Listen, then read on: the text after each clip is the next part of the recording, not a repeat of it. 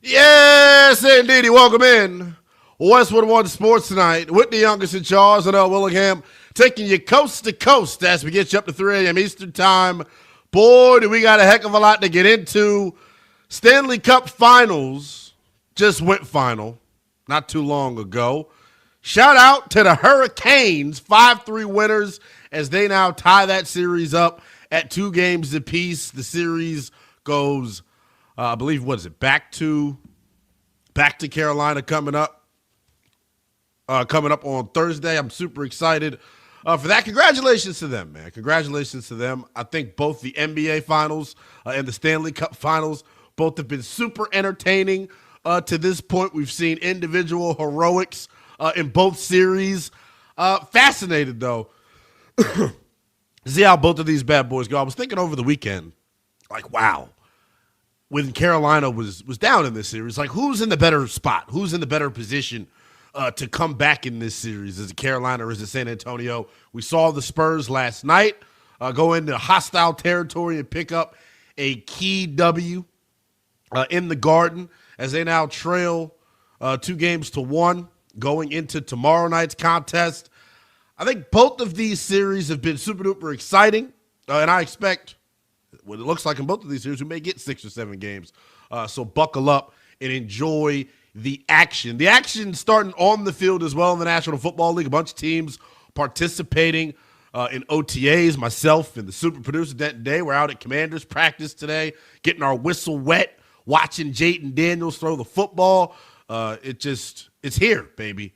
It'll be here before you know it, talking about the real thing when it comes to the NFL season. One of the biggest stories of the offseason, unfortunately for Niner fans, has been the Brandon Aiyuk saga. We got another chapter in the Aiyuk saga earlier this evening. Brandon Aiyuk back on Instagram, popping it to the San Francisco 49ers.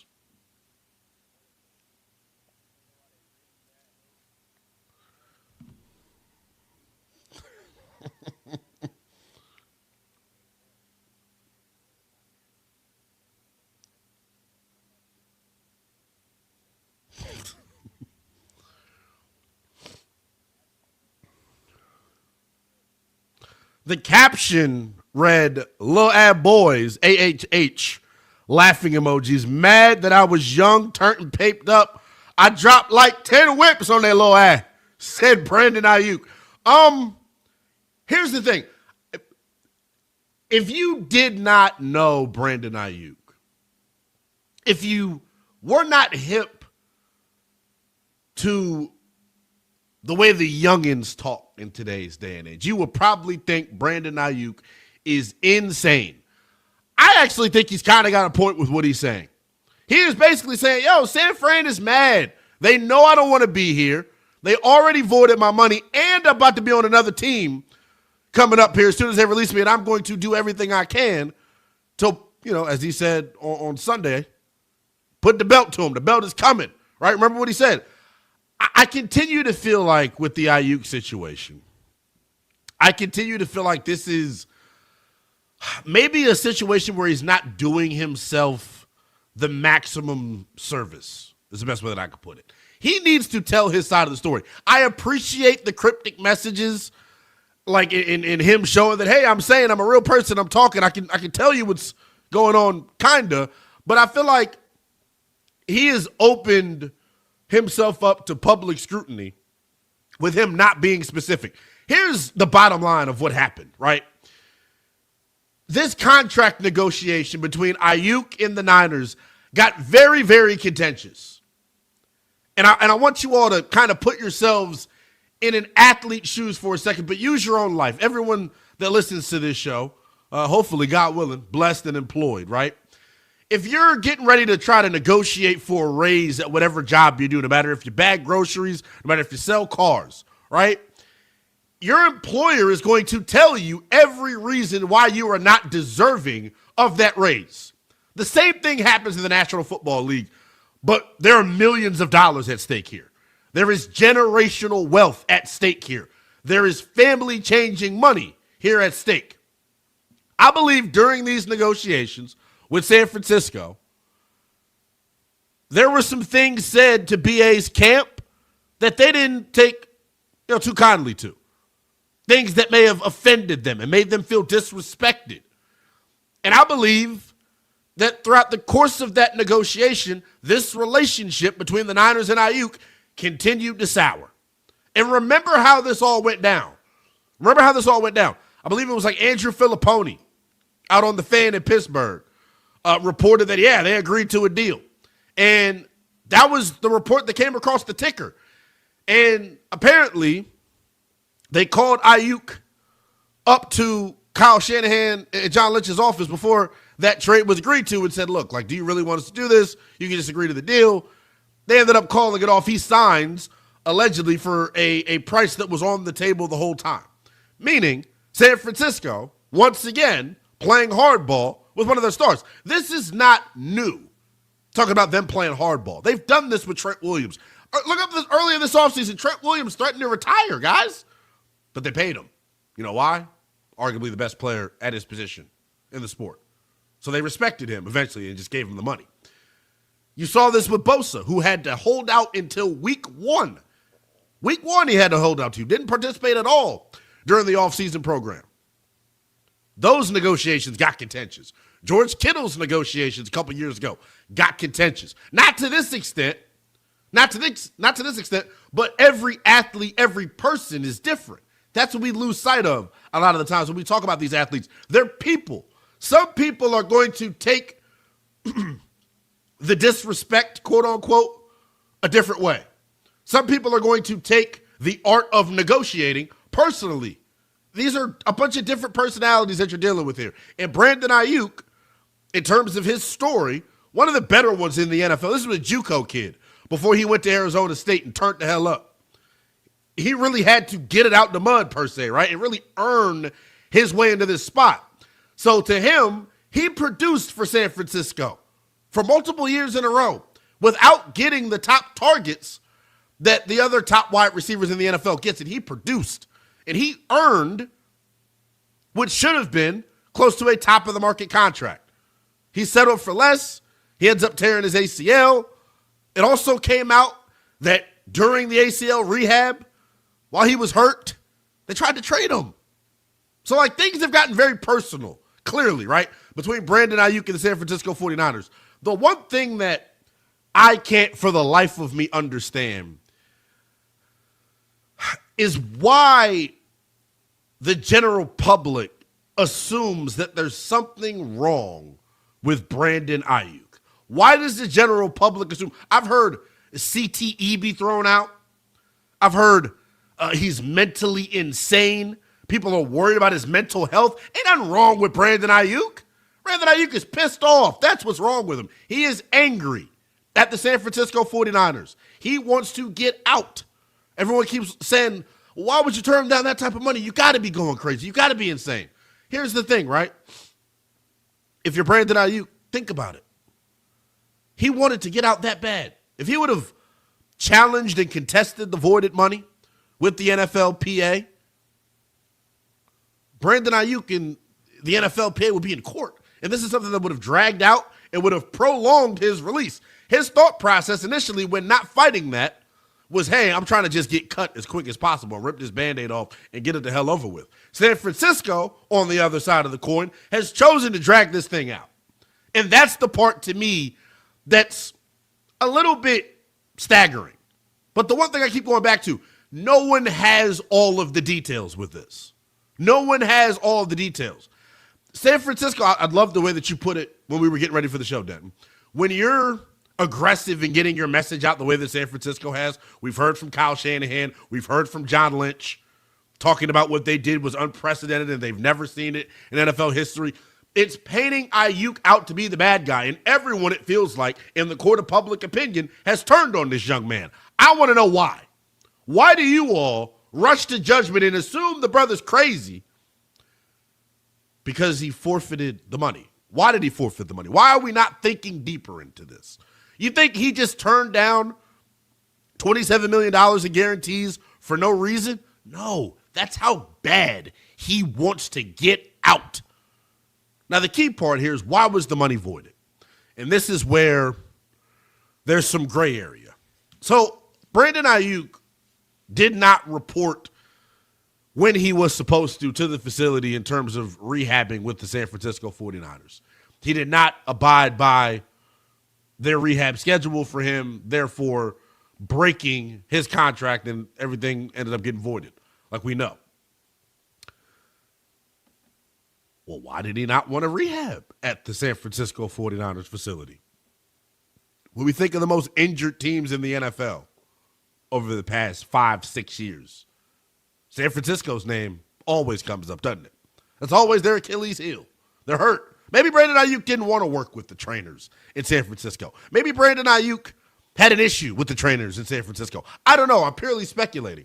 But my thing is, let's not paint the man out to be crazy and say that, oh, he's just doing it for no reason. He's doing it because he's a head case. I doubt that that is the reality of the situation, man. I just do. I feel like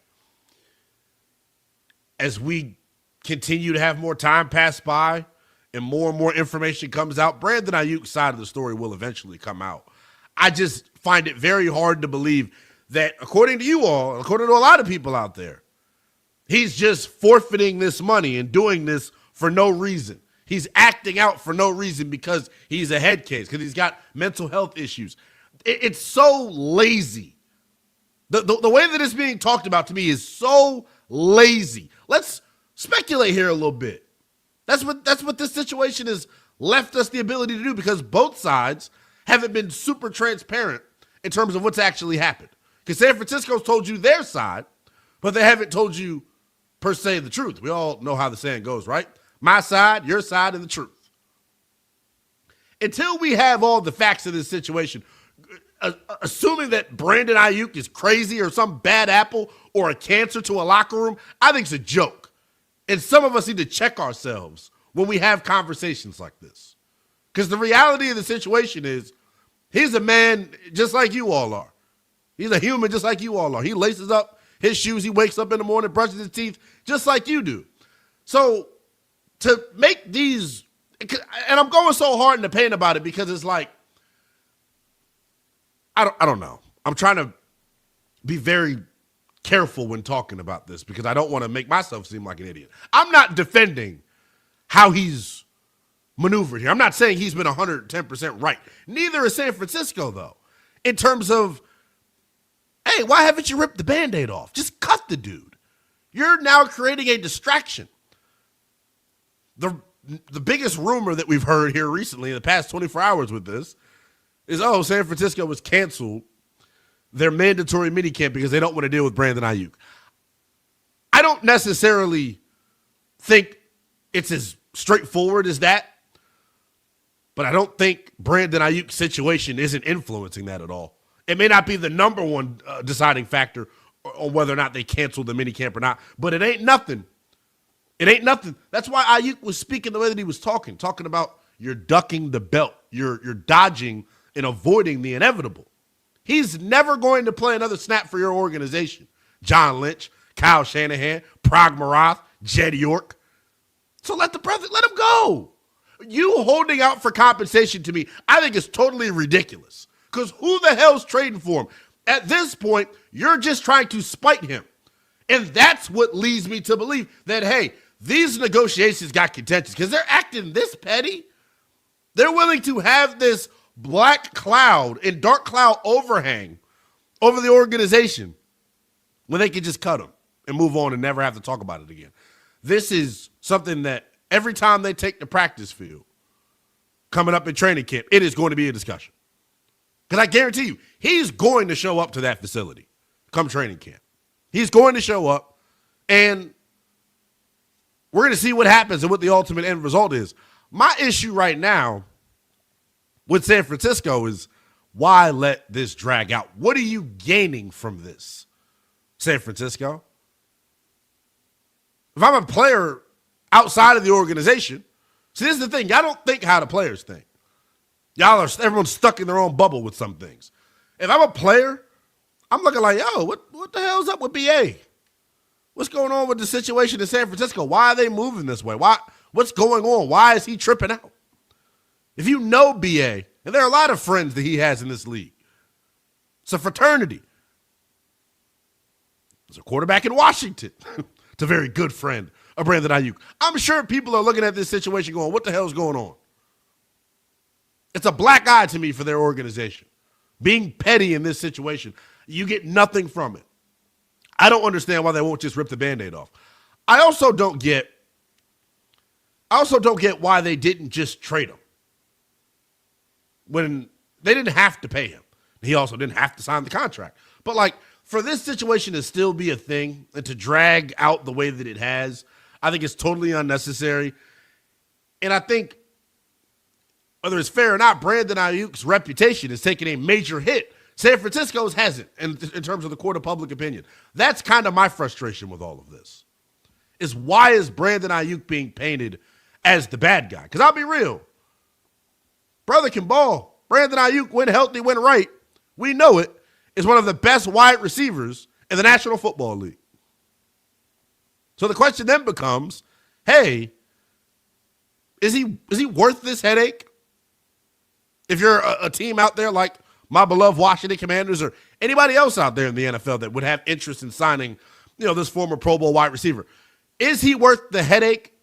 And then is San Francisco making a mistake in terms of how they're moving with this situation? 310-840-4910 is the number here on Westwood One Sports Night. If you're just now tapping in, Brandon Aiyuk sending another cryptic message to the San Francisco 49ers via Instagram.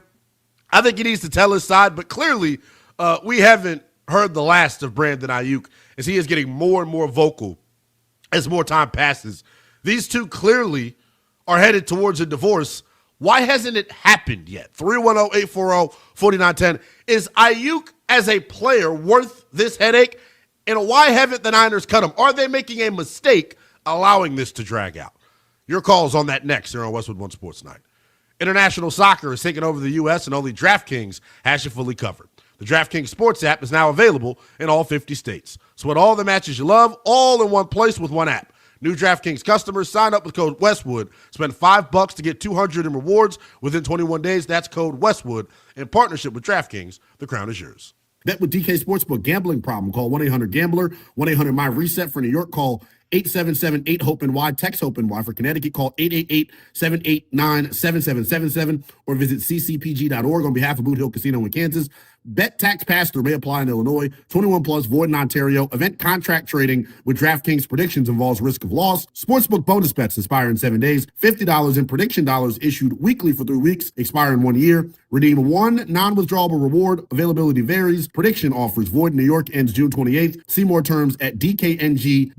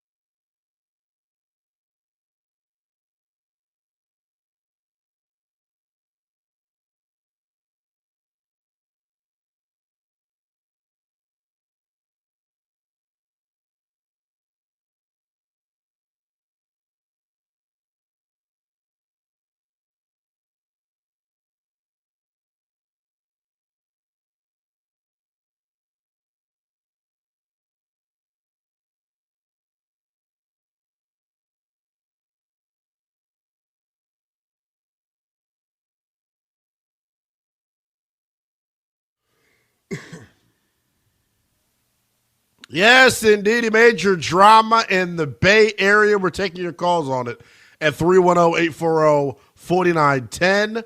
Brandon Aiyuk and the Niners continue to be at odds. And earlier this afternoon, Brandon Aiyuk once again taking to social media, delivering another cryptic message to the 49ers organization. And another thing, you want to know why they really mad, though? They mad because they stupid. They dumb. They mad that they paid me $50 million in 8 months and they avoided my guarantees for 2027. And I'm about to be on a new team in 2027. They mad at they selves for real. Niggas acting like they mad at me, but they mad at they self. Brandon Aiyuk, as of Sunday, is all of a sudden very vocal, has been very vocal about his displeasure with the situation. Everyone knows, and San Francisco has said it publicly, that he will not play another down, another snap for this organization. And they're holding out hopes for finding a trade partner. Here's some details that we didn't give you in the opening segment. Brandon Aiyuk is currently on the reserve squad list, which means he's not being paid and does not count against the 90-man roster. They're banking on him not showing up so they can find him and put him on that reserve did not report list where they wouldn't have to pay him and it would trigger fines up to $50,000 per day. My thing is this. Why drag this out? No one's going to trade for him in the contract, right? Why drag this out if you're San Francisco? Why have this continue to linger within your organization? Brandon Aiyuk has already been paid, get the official number for you, $48.1 million by way of the San Francisco 49ers. That's what he was referencing, in the last clip that we just played. And Ayuk's point in this, to me, I don't think is being heard because we don't really know what his point is. He hasn't really done enough, to me at least, to clear the air and really let people know his side of the story. But I do know this. I don't take Brandon Aiyuk to just be some fool. If he turned down that $27 million money that got voided, I believe he made that decision for a reason. I don't think he's crazy. I don't think he has mental health issues. I think he's PO'd at the San Francisco 49ers, and he clearly understands, just like they do, that relationship has reached its breaking point, and it's best for both parties to move on. My problem is, why isn't San Francisco moving on? I don't know how true this is, but we've heard the reports of, hey, we know they canceled their mandatory minicamp. Why did they cancel mandatory minicamp? Why are they taking reps away from Brock Purdy and Mike Evans on the grass at the facility in front of the coaches? Why are they wasting that opportunity? Some people think it's to spite Brandon Aiyuk. I don't know how true that is, but I do know this. It may not be the sole reason why they canceled the workouts. It ain't nothing. 310-840-4910 is the number. One, do you think Aiyuk as a talent is worth this headache? And then why haven't the Niners cut him? Are they making a mistake continuing to allow this to drag on? Ann is in New York wanting to check in. Welcome into Westwood One Sports Night, Ann. Hey, how are you tonight? I'm good. Yeah, I just it sounds like to me it's kind of like the whole like group mentality where it's kind of like it's easier to blame one person as opposed to like a whole group or organization. Sounds like a lot going on like in that respect. And then you made a good point actually about the whole like why would he not want to do San Francisco, they do get a lot of injured players. And so, maybe it's like he doesn't want to, be a part of that because it's like, there's a lot of injuries. But my whole thing is if they don't, like, he doesn't want to be there, why would you want someone that doesn't want to be like, with you? I just don't understand. Because they're trying to spite him. That's the whole point here.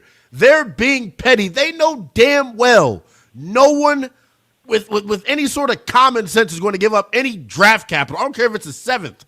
No one's giving up anything to get him because they know his release is on the way. And they also don't want to trade for the contract. That's the other part that makes it a total deal breaker here. If you're a San Francisco 49er fan, I don't know how you're looking at your team right now and not going, what the hell are we doing here? He would look good in a Saints uniform, that's for sure. Is that your team? That is my team. Yeah, totally. A New York Saints fan. That's something. Appreciate you as always. 310-840-4910 is the number. Why do you think San Francisco hasn't cut him? I think it's purely despite him. And that leads me to go back to what I said initially. The reason they're in this position in the first place, the reason the relationship has got to this point in the first place is because something happened during those negotiations. Something was said, and y'all know how it gets when people are beefing, right?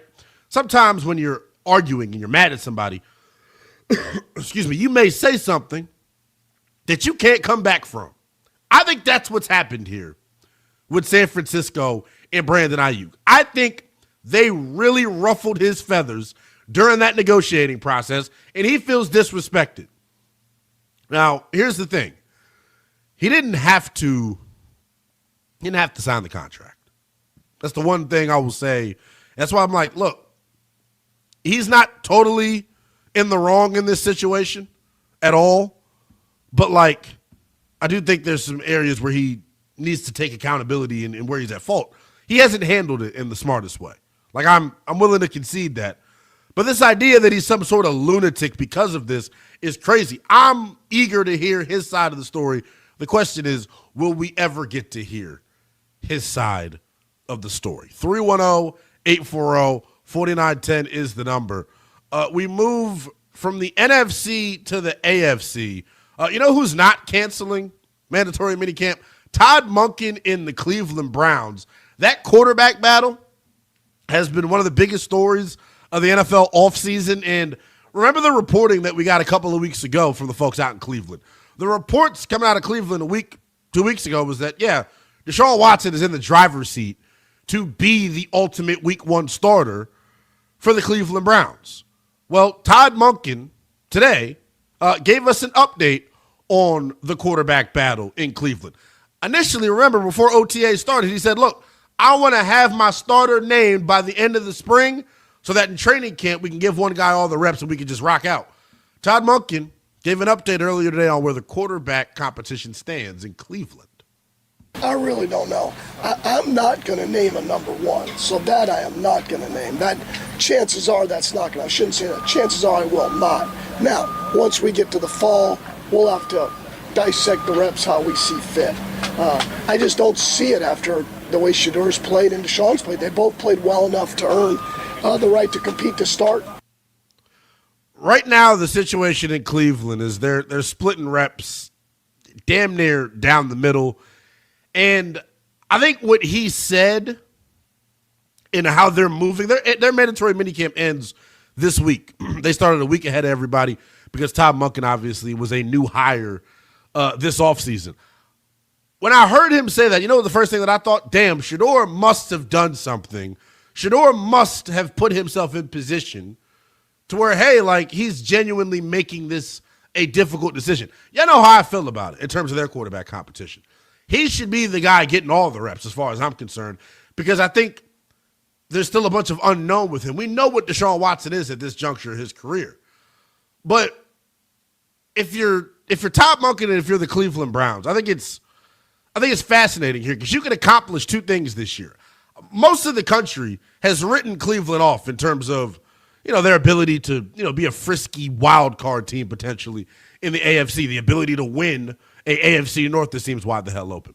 That is very true. But what they've done this offseason in terms of, supporting the quarterback position, revamping the offensive line, revamping the skill group, whoever ultimately wins this job, I think is going to be set up for success.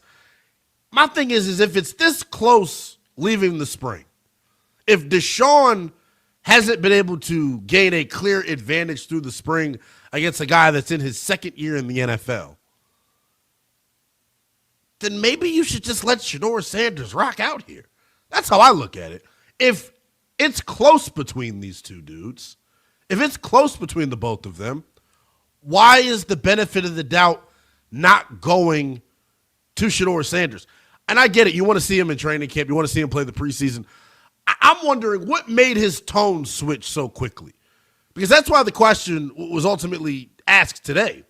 He said ahead of the start of OTAs that he planned on naming the starter at the end of the spring going into camp. Well, the end of the spring is this week for them. And he just told you that they're nowhere near close to naming a starting quarterback here. If your team Shedeur Sanders here, I think it's definitely an arrow up. If your team Deshaun Watson, which I don't know how you could be team Deshaun Watson in this situation, I think it's a red flag. For him not to be able to clearly separate himself from Shedeur during this period, I think it says a lot about where Deshaun is. More importantly, I think it says more about where Shedeur is. If Shedeur Sanders didn't play with a name on the back of his jersey, you all pick up what I'm putting down here. If Shedeur Sanders didn't play with a name on the back of his jersey and he was evaluated coming out of college simply based off of the tape, he would have been a first-round pick. And you could say that I'm simping for Shedeur. You could say that I don't know what the hell I'm talking about. What he did in 2 years at Colorado, turning that program around the way that they did, making some of the throws that he made, hanging in the pocket the way that he did, making plays off schedule the way that he did, the deep ball accuracy. The kid can flat out sling the rock. Because his last name is Sanders, and because of some things that happened behind the scenes that we don't know all the details to, he ultimately slipped to the 5th round. We all know he's had a 5th-round talent. I think he's clearly a first-round talent. This is a really good sign if you're a Browns fan, that he hasn't totally been wiped out of this competition going into training camp. Todd Monken is going into this with an open mind. I had my doubts and reservations about whether or not they would do the right thing. I thought the owner, Mr. Haslam, his influence would be felt, and because of Deshaun's ridiculous contract, he would be pigeonholed into being the starter.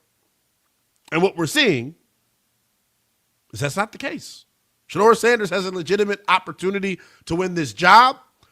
As I said when the competition was first announced, with the supporting cast that they have in Cleveland, with the revamped offensive line, with the revamped receiver room, I think we're going to see and be reminded of why Shedeur Sanders should have been a first-round quarterback back in the 2024 NFL draft, 2025 rather, NFL draft. 310-840-4910 is the number. Anthony is in California wanting to check in on the Brandon Aiyuk situation. Anthony, what's going on, brother? Hey, what's going on? How you doing, man? What do you think of this, man? I'm a Commander fan, so know that there's some bias coming from me. I just want him to rip the Band-Aid off. I know that. I can tell that. But why should the Niners do him any favors? What has he done for the Niners? He's done nothing but talk mess. He missed all of minicamp last season. He skipped it. Whoa. What do you mean, what has he done for the Niners? What do you mean, what has he done for the Niners? Why did they make the Super Bowl? Why did they get to the Super Bowl a couple of seasons ago? It wasn't because of Aiyuk. What? It wasn't because of he played at an all-pro level, pal. What do you mean it wasn't because of Aiyuk? He averaged 18 damn yards a catch. What are you talking about? I get that. No. He was a part of it, but he wasn't the main reason for it. Come on. Tell me this. He goes ahead and holds out to get this contract. We give him this contract. Then all of a sudden, he doesn't show up for his knee injury. He doesn't show up for rehab. He doesn't call. You're a 49er fan, correct? I assume, right? I am. I'm trying to figure out the why injury. You know the injury. You know the injury track record of your organization, correct? Why do you think Brandon Aiyuk is choosing to act out? You think just because he's crazy, or because maybe the Niners did something that we don't know that totally wronged him? I think it's a diva issue. It's the same. You think thing he's with Debo. a diva? So it's because so that actually gives us some issue. Mm-hmm. Debo had the same issue with the Niners. He thought that he should get paid a lot more than what the Niners were willing to offer him. And what happens? He goes out to the Commanders, and what does he do? Nothing. The Niners were right not to pay him that much money. Oh my God! Now the Niners made a mistake on that. His starting quarterback played 4 games, man. How was he supposed to show you anything? Okay, so you think he's going to do something this year? The Commanders. I'm not going to compare Brandon Aiyuk to Deebo Samuel because I think one is way more talented than the other. You know what it is when it comes to Brandon Aiyuk. If you're a real Niner fan. That cat was a huge part of why you all went to the Super Bowl. It is a legitimate top 10 dude at the position when he's healthy. We know that. No. We will agree to disagree on this, but I'll say this: you're saying why isn't San Francisco quote unquote doing him any favors? I'll fire back and respond with a question: why are they letting this dark cloud hang over their head? Why are they That's the allowing thing. this distraction to I'm fester gonna tell and you, that's manifest? the thing. Those who are close to the Niners know, and I've been keeping track with the Niners media and the Niners columnists and stuff. Hey, the Niners, this does not bother any of the players on the Niners team. Nobody wants Okay, it back. I'm sure Nobody this is wants. it's no distraction Kittle- that the number one Kittle wide has come out receiver and on your said- team Kittle is has out even- on social media cussing out the team. Yeah, I'm sure it's not a distraction that they're getting asked about it every time they take the podium. How can you sit there and say this isn't a distraction, man? I think that's ludicrous. If you hear from Kittle last season, Kittle even said, "Hey, we don't even consider you a part of the team anymore." What's he McCarthy supposed to said say? the same So if thing, that's too. the case, why not just cut bait? I got to cut bait with you because we're up against the clock. I don't want to get fired. But I think it's a fascinating conversation surrounding one Brandon Aiyuk and the San Francisco 49ers. 310-840-4910 is the number. We got a lot more to get to here on Westwood One Sports Night, including another quarterback competition out in the NFC that's starting to take shape here as the offseason continues to progress. Game 3 of the NBA Finals at Madison Square Garden, absolute fireworks, but it may not be the biggest event of the summer at MSG. We'll give you the details on what's next at the Garden next here on Westwood One Sports Night.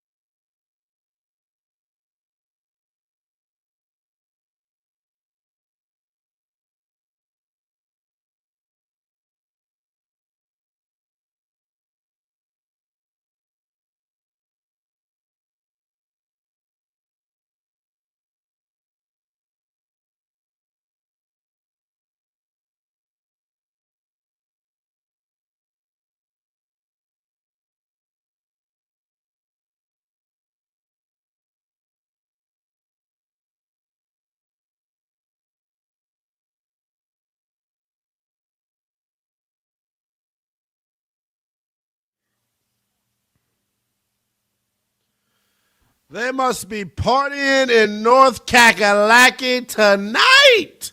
Carolina Hurricanes, 5-3 winners over the Vegas Golden Knights in Game 4 of the Stanley Cup Finals.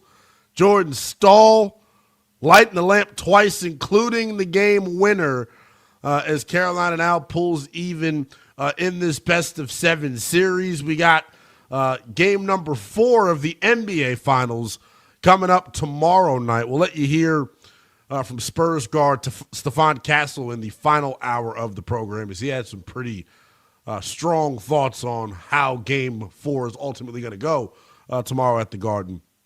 But it was an event the other night, man. Last night. It was an event watching that basketball game, the atmosphere, the environment. We talked about it all night last night. Feels like probably the biggest event at the Garden since 1999, probably. Taylor Swift, Travis Kelce telling the finals to hold their beer. We're starting to get some details on their extravagant wedding that's going to happen later this summer at Madison Square Garden. They rented out MSG for 3 days. First and foremost, a 3-day wedding? Like, I'm not in their tax bracket, so I guess I won't understand. I won't get it. But a 3-day wedding, I don't understand. It feels very over the top. That's okay. Here are more of the details. 1 day early to set it up. There's the day of the event, and then there's the day after to strike it all down. So when you hear that, it makes a little bit more sense. But is this going to be a wedding or a concert? It's going to run them about $1 million per night, according to TMZ and their industry insiders. Not getting any sort of Swiftie discount. I'm a little bit surprised by that, if I'm being real. But, like, it's 2026 in America. No one's getting a discount. Not even Taylor Swift. What the hell? First and foremost, having a wedding at a sports venue to me is so over the top. And everything about their stupid relationship to me has been so over the top. I'm not a hater. You know, I'm the bachelor of this program. I'm a single man. It's the way that I get down. I'm not hating on the relationship per se. Does it just always got to be in our face? It's just all in our face all the time. I really could care less about Taylor Swift or Travis Kelce. He's washed, and I don't listen to her music. I'm just stunned at how quickly things have moved with these two. Feels like it was just yesterday. NBC couldn't stop showing Taylor Swift in the damn press box at every KC Chiefs game. This relationship has moved fast, and we're now at the point, to me, and I was saying this to Denton during the break, do these high-profile relationships ever work? Like, do these mega superstar couples ever work out? The ones that act like this is what I would say. And what do I mean by act like this? They're just, it almost feels like America is a part of Taylor Swift and Travis Kelce's relationship. It's very over the top. Not surprised by it, but I will say this, hot take. I don't think Travis Kelce knows how to pick them. Now, the last beautiful young woman he was with was exactly that, beautiful, and a young woman. She was definitely easier on the eyes than Taylor Swift, though, man. Now, apparently his ex was crazy. They were together for quite some time. It feels like he's moving very quickly with Taylor compared to how he moved with his ex. Now, I don't know if that's due to him getting older, being more mature, trying to tie the knot, so on and so forth, or maybe Taylor's pressuring him. Who knows? All I do know is this. One, if you're a Kansas City Chiefs fan out there, the more high profile this wedding gets, the more of a, I don't want to say distraction, but it's just like, damn, I hope brother is focused on football. Is all I would say. Because based off of the way he looked last year, don't know how focused he is on football. And the hair situation with Travis Kelce is also super ridiculous. Best of luck to them. Hope the wedding goes great. I was not one of the, what's the number here? One of the 1,000 guests that are expected to be in attendance. Holy cow. How do you know 1,000 people between the two of you? That's the other thing. Like, how many people are going to be at that wedding that Taylor and Travis probably don't even know who the hell they are? It's crazy. We also told they didn't send out physical invitations. Instead, they're calling and texting the invitees to ensure privacy. So clearly you got to know the person, right? If you have the ability to call or text them, right? We will ultimately see. Noah is in Tucson wanting to check in on the Brandon Aiyuk saga. Noah, where do you stand, and do you think it's right that BA is being painted out to be this lunatic? I agree with the last guy, but I don't agree at the same time.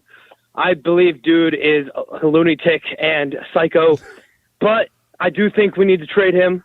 And unlike the last guy, we need to trade him. And this might be a pipe dream, but I think we should trade him to the Raiders. They like locker room death wishes. We should trade him for Crosby. Why do you think he's a locker room death wish though? Why do you think? Why are you giving the benefit of the doubt to the team and not the player when you know the negotiating history of the Niners? You don't think that maybe this was the wrong personality to disrespect during the negotiating process? I'm not saying he's 100% right, but to act as if San Francisco's not at fault at all, brother? I think he's acting like the Sun Devil baby that he is, bro. There's been hundreds of players who have had contract disagreements, and none of them are driving 200 miles per hour while cussing out the team. This guy needs help. Give me it was 90. It was at least 100. I remember seeing the reel. Oh my God. I appreciate the call, man. I guess I'm not going to win on this one. I guess I'm in the minority once again when it comes to the Brandon Aiyuk situation. Everyone thinks that he's the problem. And he is a problem. I'm not saying that he's not a problem in the situation, but damn, why do we act as if San Francisco has done everything right in this situation? I, for the life of me, cannot get myself to understand it.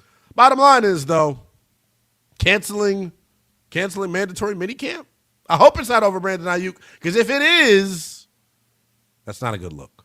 Not a good look at all, especially when Brock Purdy and Mike Evans need as many reps as possible to get on the same page. We'll move from one NFC team to another coming up on the other side of the break. Quarterback competitions are the name of the game in the NFL in the summertime. There's a competition that's hot and heavy out in Minnesota between J.J. McCarthy and Kyler Murray. The head coach of the Vikings, Kevin O'Connell, gave us an update on the quarterback competition. We'll update you next.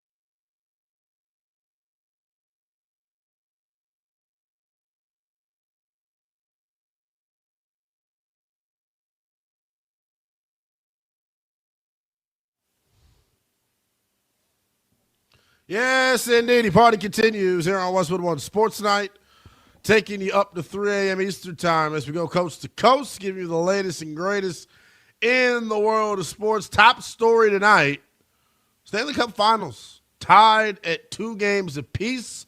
The Hurricanes with a 5-3 victory earlier tonight. Jordan Staal lighting the lamp, tickling the twine twice, including the game winner, as we are deadlocked at 2 games apiece heading into a pivotal game number 5 coming up on Thursday night. We'll let you hear from Spurs point guard Stephon Castle, 18 points in the first half last night in a gotta-have-it spot for the San Antonio Spurs as they finally got on the board in the NBA Finals. He is pretty confident in terms of what's going to happen in game number 4. We'll let you hear from Castle in exactly 1 hour and 30 minutes from now. Right now, though, want to get back into the National Football League. And we talked about the quarterback competition in Cleveland a little bit earlier in the show. That one, to me, pretty interesting in terms of how it should play out. And I'm not sure who exactly should be the starter. I can make a case for both guys, although I feel strongly for Shedeur. The quarterback competition in Minnesota feels like one that most folks maybe didn't know was actually a competition, because when Kyler Murray was signed by the Minnesota Vikings, I think the majority of the country thought he was signed with the intent to be their starter. That is not necessarily the case. There is an open quarterback competition in Minnesota with the Vikings, and this is from a Vikings beat reporter earlier today during the 7-on-7 work. The first 2 passes of 7-on-7 for Kyler Murray picked off. Not saying that's a reflection of how the competition's gone to this point, but Kyler hasn't just blown J.J. McCarthy out of the water, which is why those 2 dudes are currently splitting reps, and Kevin O'Connell has been reluctant to name a starter. Kyler Murray played in Arizona for the first 4 or 5, 6 years of his career. He is learning the third offense that he's ever had to learn in the NFL, so there is a learning curve that I expect him to have when learning a new system.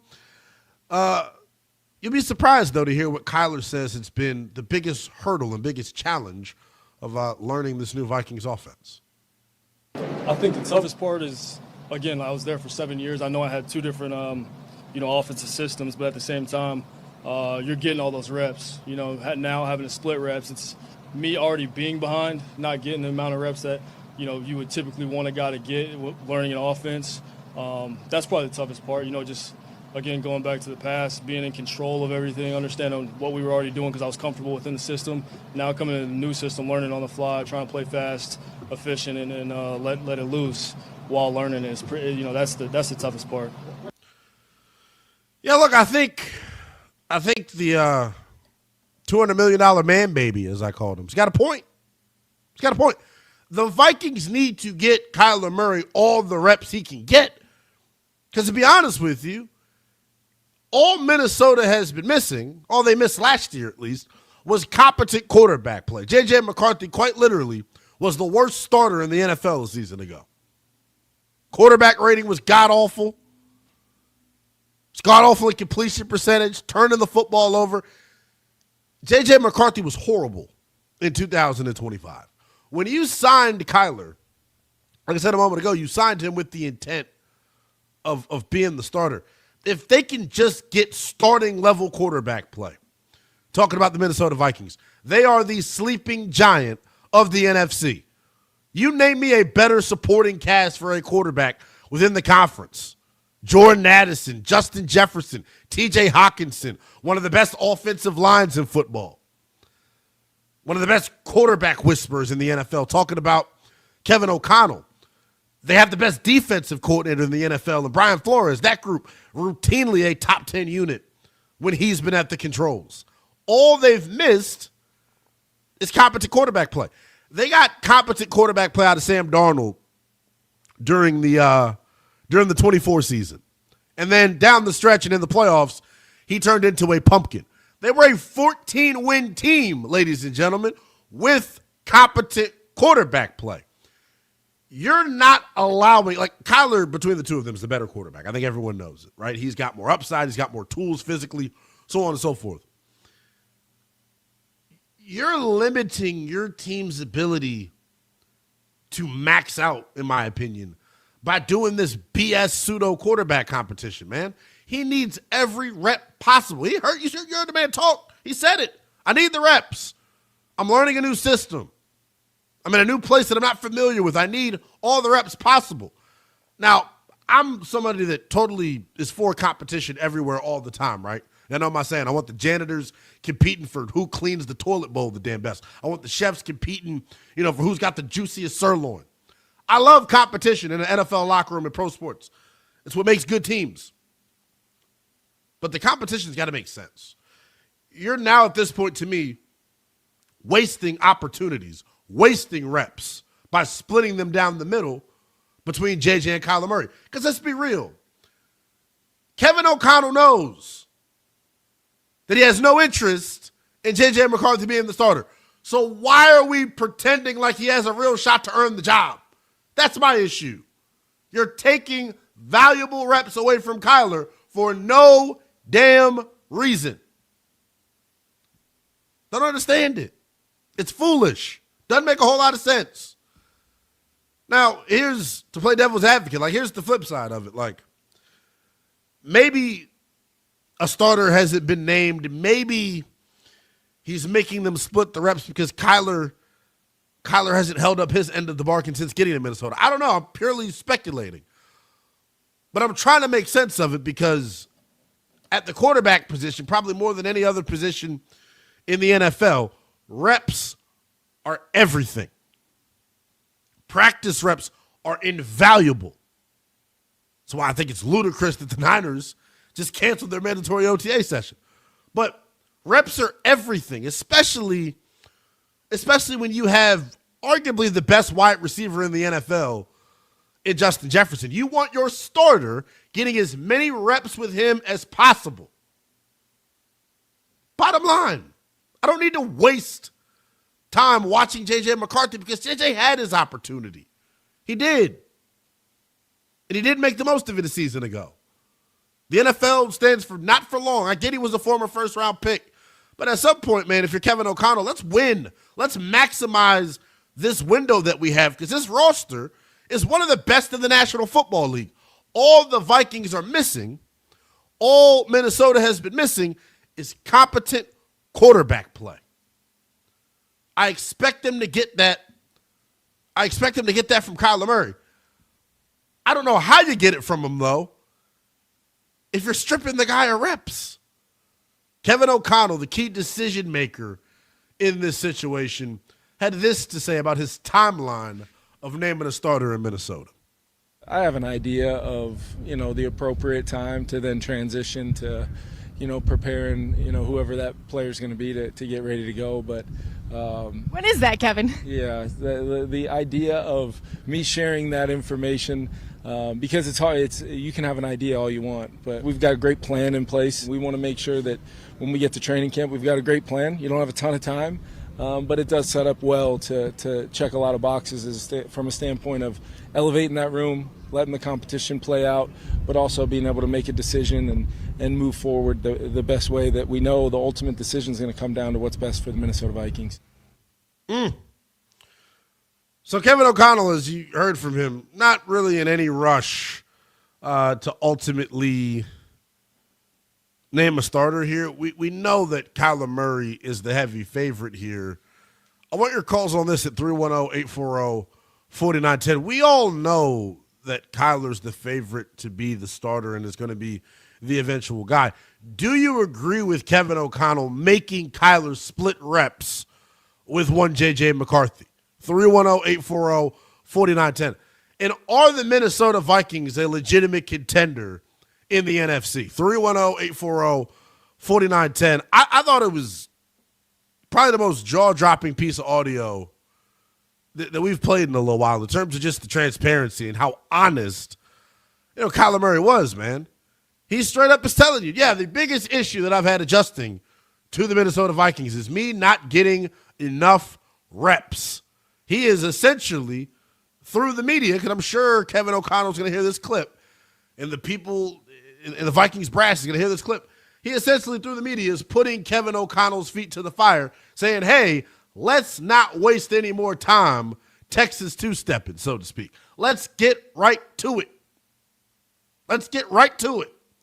You know I'm going to be the starter. JJ knows I'm going to be the starter. More importantly, I know I'm going to be the starter. Why are we taking away valuable practice reps from me to fit some narrative? 310-840-4910 is the number. The fascinating part about this is where J.J. McCarthy stands with all of this. This is a guy that was a first-round pick for the Minnesota Vikings back in 2024. Missed the entirety of his rookie campaign with a knee injury, and last year was given every opportunity to win the starting job. He was given the runway to be the franchise quarterback for this organization. Health has been his problem. He got hurt last year and had to miss some time. But I think what he showed you last year obviously wasn't good enough, or you wouldn't have been interested in bringing in a former number 1 overall pick at the position. I think if you're J.J. McCarthy, like, the Vikings told you, or showed you rather, how they feel about you. I don't care what they say in the exit meetings. I don't care what Kevin O'Connell or anybody says in front of a microphone. In the NFL, you listen, or watch what they do rather than listen to what they say. If they were, Beyonce crazy in love with J.J. McCarthy, they wouldn't have brought in Kyler Murray. It's the bottom line. They wouldn't be taking reps away from their future franchise quarterback if they actually believed him to be that. That's the issue here. That's the issue. 310-840-4910 is the number. Do you agree with the decision, rather, that Kevin O'Connell is making to split these reps? Looking at it from a coach's vantage point, right? Like I said a moment ago, competition breeds greatness, right? Competition's the backbone of every good organization. In some instances, though, just got to let the best man play. 310-840-4910.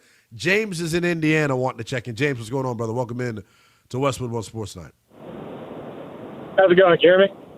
Yep, going swell, brother. Right. Appreciate you. So Kyler Murray has been notorious for not doing all this studying playbooks, doing all the stuff outside the field ever since he came into the league. Like, he almost got cut because he was rather play PlayStation and video games than do study film, study playbook, all that stuff before. JJ last year was his first year starting. His offensive line was decimated with injuries, so he was getting beat up the whole season. When he was playing, he was getting hit, he was getting hurt. Kyler Murray's had 6 years in the league, and he's not produced anything. Really, like, what's he done? His rookie year, he was great, but after that, he's just been a mediocre quarterback. So I don't understand why everybody thinks that he is such a big step up from JJ. Give JJ time to learn. He's played one season. He's done nothing but win his entire career since he was in high school. I don't understand why everybody's trying to sell on him. There can't – my thing is this, and I hear what you're saying. The bottom line is the NFL is about results, right? What did he do last year to give you any sort of inkling that he could be the guy? He showed he can be a leader on the field, and the team will respond to it. A leader? Against the Giants, he was 9 of 14 for 108 yards and a pick. He had a below 60% completion percentage. Throwing to Justin Jefferson and Jordan Addison, pal. Peyton Manning threw a record number of interceptions in his first year. Did they give up on him? But this isn't J.J. McCarthy's first year. He got a whole redshirt campaign, pal, to just sit back and learn. His whole redshirt campaign, he had knee surgery and couldn't get on the field and get reps. Dude, there's mental reps. He's in the same offense. He's in the same offense he was in a year ago. There's no excuse as to why he looked. Give him a second year. I appreciate the call. There's no use. There's no reason, rather, why he looked as poorly as he looked a season ago. There just isn't. 310-840-4910 is the number. Do you agree with Kevin O'Connell's decision to split the reps down the middle between Kyler Murray in J.J. McCarthy here. He's been reluctant to name a starter. This feels like something that's going to drag out in a training camp here. We know J.J. McCarthy was drafted in 2024 to be the franchise guy for Minnesota. He got hurt in his rookie year, and last year looked like a deer in headlights. So they brought in Kyler Murray. We all expect him to win the job. I don't know where things go when it comes to one J.J. McCarthy. That Peyton Manning stat stinks in relation to other Doesn't quarterbacks because it really rips away the context of who Peyton Manning was when he came out of college and what the plan was for him versus who J.J. McCarthy was coming out of college and what he's been in the NFL. I totally agree with you. I mean, J.J. McCarthy, I'll be honest with you, he shouldn't have been a first-round quarterback. If we're being real, he should have been a first-round quarterback. He damn sure shouldn't have went ahead of did he end up going in front of Bo Nix, Denton? Or did he go after? Yeah, Bo Nix was the last of the six. I mean, come on. 310-840-4910 is the number here. Let's go to Josh in Sacramento wanting to chime in. Josh, what's going on? Hey, what's up, Lynnell? What's going on, First brother? time caller. I'm Appreciate good. you, man. You too. I enjoy your show. Are you a Kyler Murray guy? It's not. No, I'm not. I have no dog. I have no dog in the fight. No, I'm not a Kyler Murray okay. guy. I wouldn't describe myself that way. No, because I mean, like, what is? And I got no hate for him at all. He got skills, short, whatever. He's whatever. What has he done yet? Like, I get that he's better than J.J. McCarthy at this point, but I could see how Kevin McConnell would want to see if he's going to fully engage. I don't want to assume anything but the playbook, with the contract and all that stuff that happened. There isn't too many guys that get called for checking out when Call of Duty comes out. You know what I'm saying? Like, I could see an actual competition being good to see if he's more than just skills. I haven't seen the Cardinals do much since he's been there. What do you think? My thing with Kyler, I don't think you can get the best version of him without giving him all of the reps. I think you're doing him a total disservice, and you're stripping yourself of the opportunity, to see him reach his ceiling with you. Is my thing. Yeah, I would agree with that. I could see the coach going, are you going to know all the plays? Again, I'm not going to just sit here and say, like, he never knows them or, he doesn't put all the work in, but it's been called into question before. It has. And I could see a smart coach, I can see. I appreciate the call. I think I get the point that the last caller tried to make, and I get the caller before said it as well, bringing up the work ethic, and maybe there are questions about that, and KOC is really trying to, drag this out and make him earn it. At some point, though, you gotta take the training wheels off and get ready for the 2026 season. And if you're the Minnesota Vikings, like, the pressure is on. You can't have another season with quarterback play like that with Justin Jefferson on your roster. You just can't. He is the best wide receiver in football. Your roster is a championship-level roster if you can get adequate quarterback play. 310-840-4910 is the number. Vikings quarterback Kyler Murray says the most difficult part of his adjustment to Minnesota has been the fact that he's splitting the reps with J.J. McCarthy. Do you agree with Kevin O'Connell making Kyler split the reps with J.J., or should he just hand Murray the job? We heard from Kyler Murray. We heard from Kevin O'Connell. We'll hear from J.J. McCarthy on the other side of the break. He was drafted to be their franchise signal caller for the long term, and now he's in a quarterback competition. Does he even want to be in Minnesota long term? We'll let you hear from J.J. McCarthy on that next and take your calls. This is Westwood One Sports Night. International soccer has taken over the U.S., and only DraftKings has you fully covered. The DraftKings Sports app is now available in all 50 states. So at all the matches you love, all in one place with one app. New DraftKings customers, sign up with code Westwood, spend $5 to get $200 in rewards within 21 days. That's code Westwood in partnership with DraftKings. The crown is yours. Bet with DK Sportsbook. Gambling problem? Call 1-800-GAMBLER. 1-800-MY-RESET. For New York, call 877-8-HOPE-NY. Text HOPE-NY. For Connecticut, call 888-789-7777 or visit ccpg.org. On behalf of Boot Hill Casino in Kansas, Bet tax pass-through may apply in Illinois. 21 plus, void in Ontario. Event contract trading with DraftKings predictions involves risk of loss. Sportsbook bonus bets expire in 7 days. $50 in prediction dollars issued weekly for 3 weeks, expire in 1 year. Redeem one non-withdrawable reward. Availability varies. Prediction offers void in New York ends June 28th. See more terms at dkng.co/audio.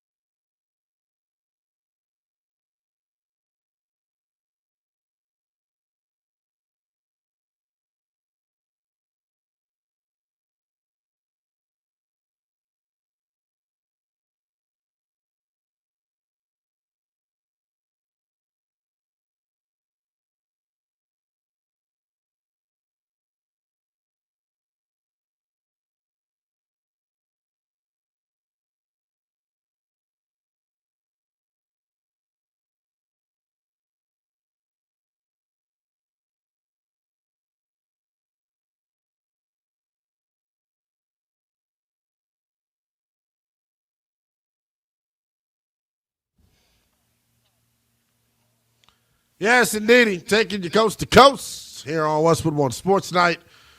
Youngest and Charles and Lynnell Willingham at the controls. Taz behind the glass taking your calls at 310-840-4910. What are we calling for, Lynnell? Well, calling for two things. One, because you want to talk to me and I'm the best. No, I'm kidding. There's a quarterback competition going on in Minnesota. And I'm wondering whether or not there should be one. 310-840-4910.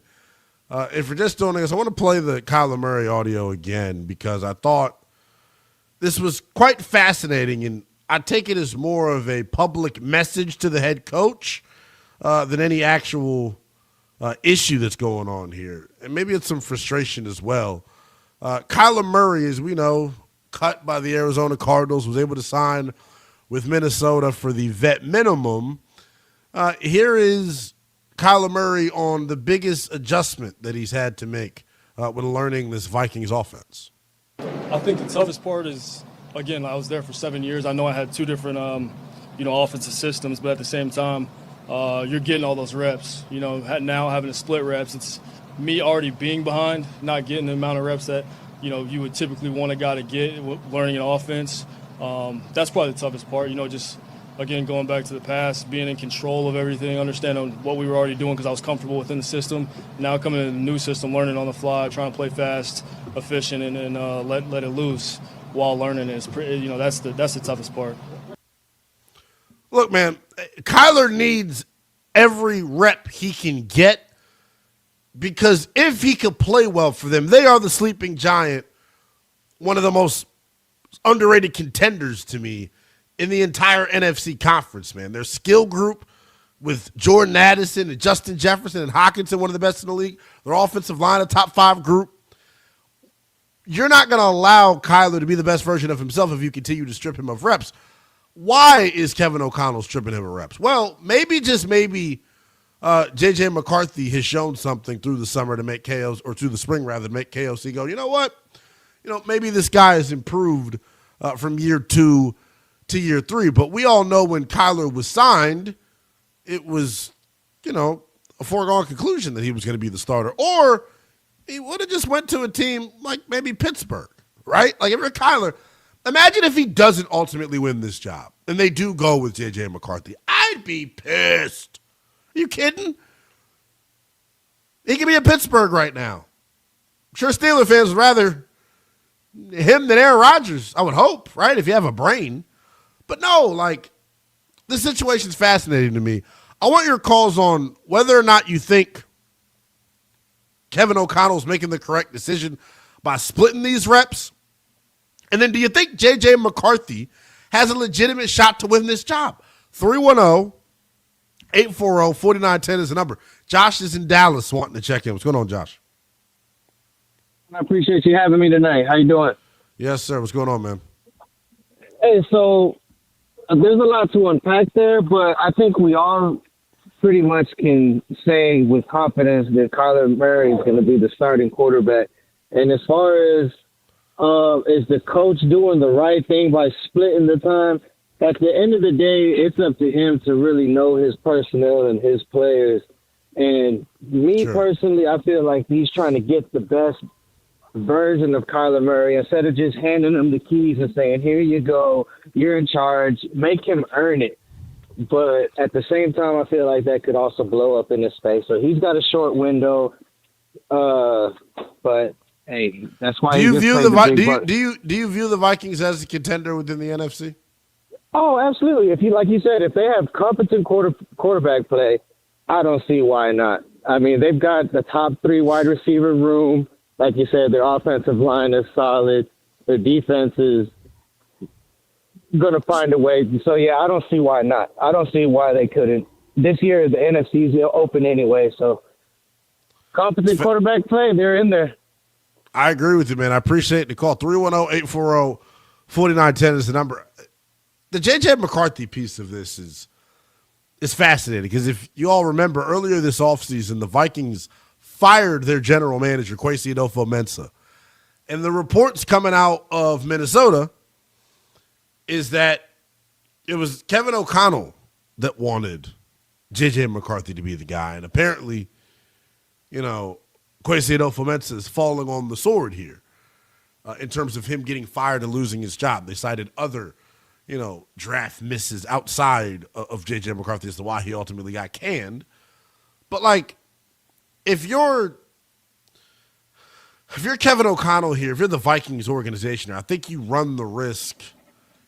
You got to do everything you can to maximize this window of Justin Jefferson being in his prime.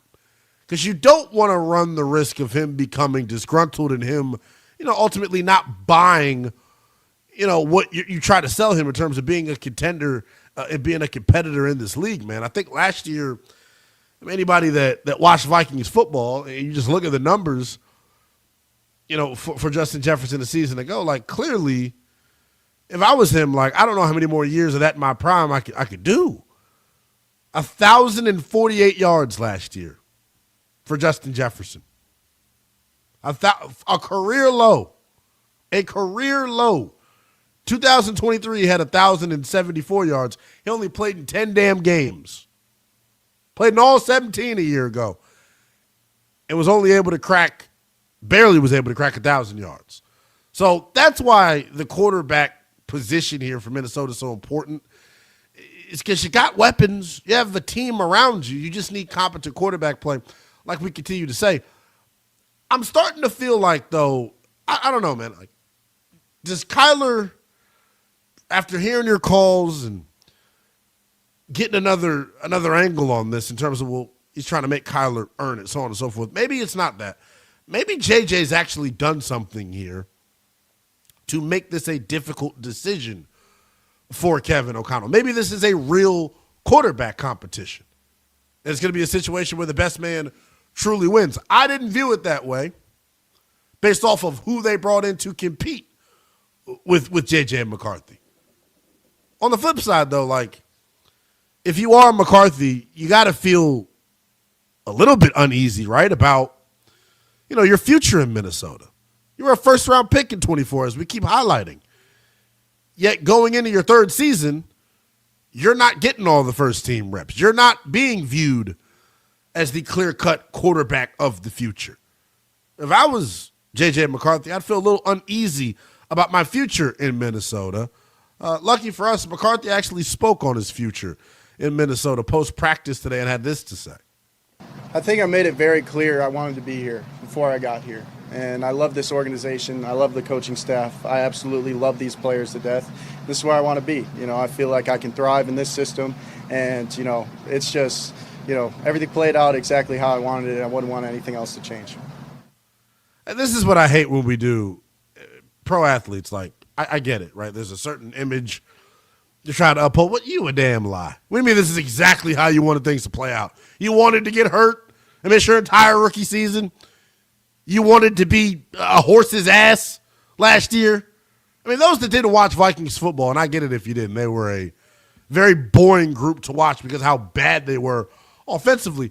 I'm not exaggerating this at all. He was by far, to me, the worst starting quarterback in the NFL a season ago, talking about J.J. McCarthy. So the fact that, they're giving him another opportunity here to win this job and show that he's the guy, I think it's fascinating. I do. The big question is going to be, does J.J. McCarthy have it or not?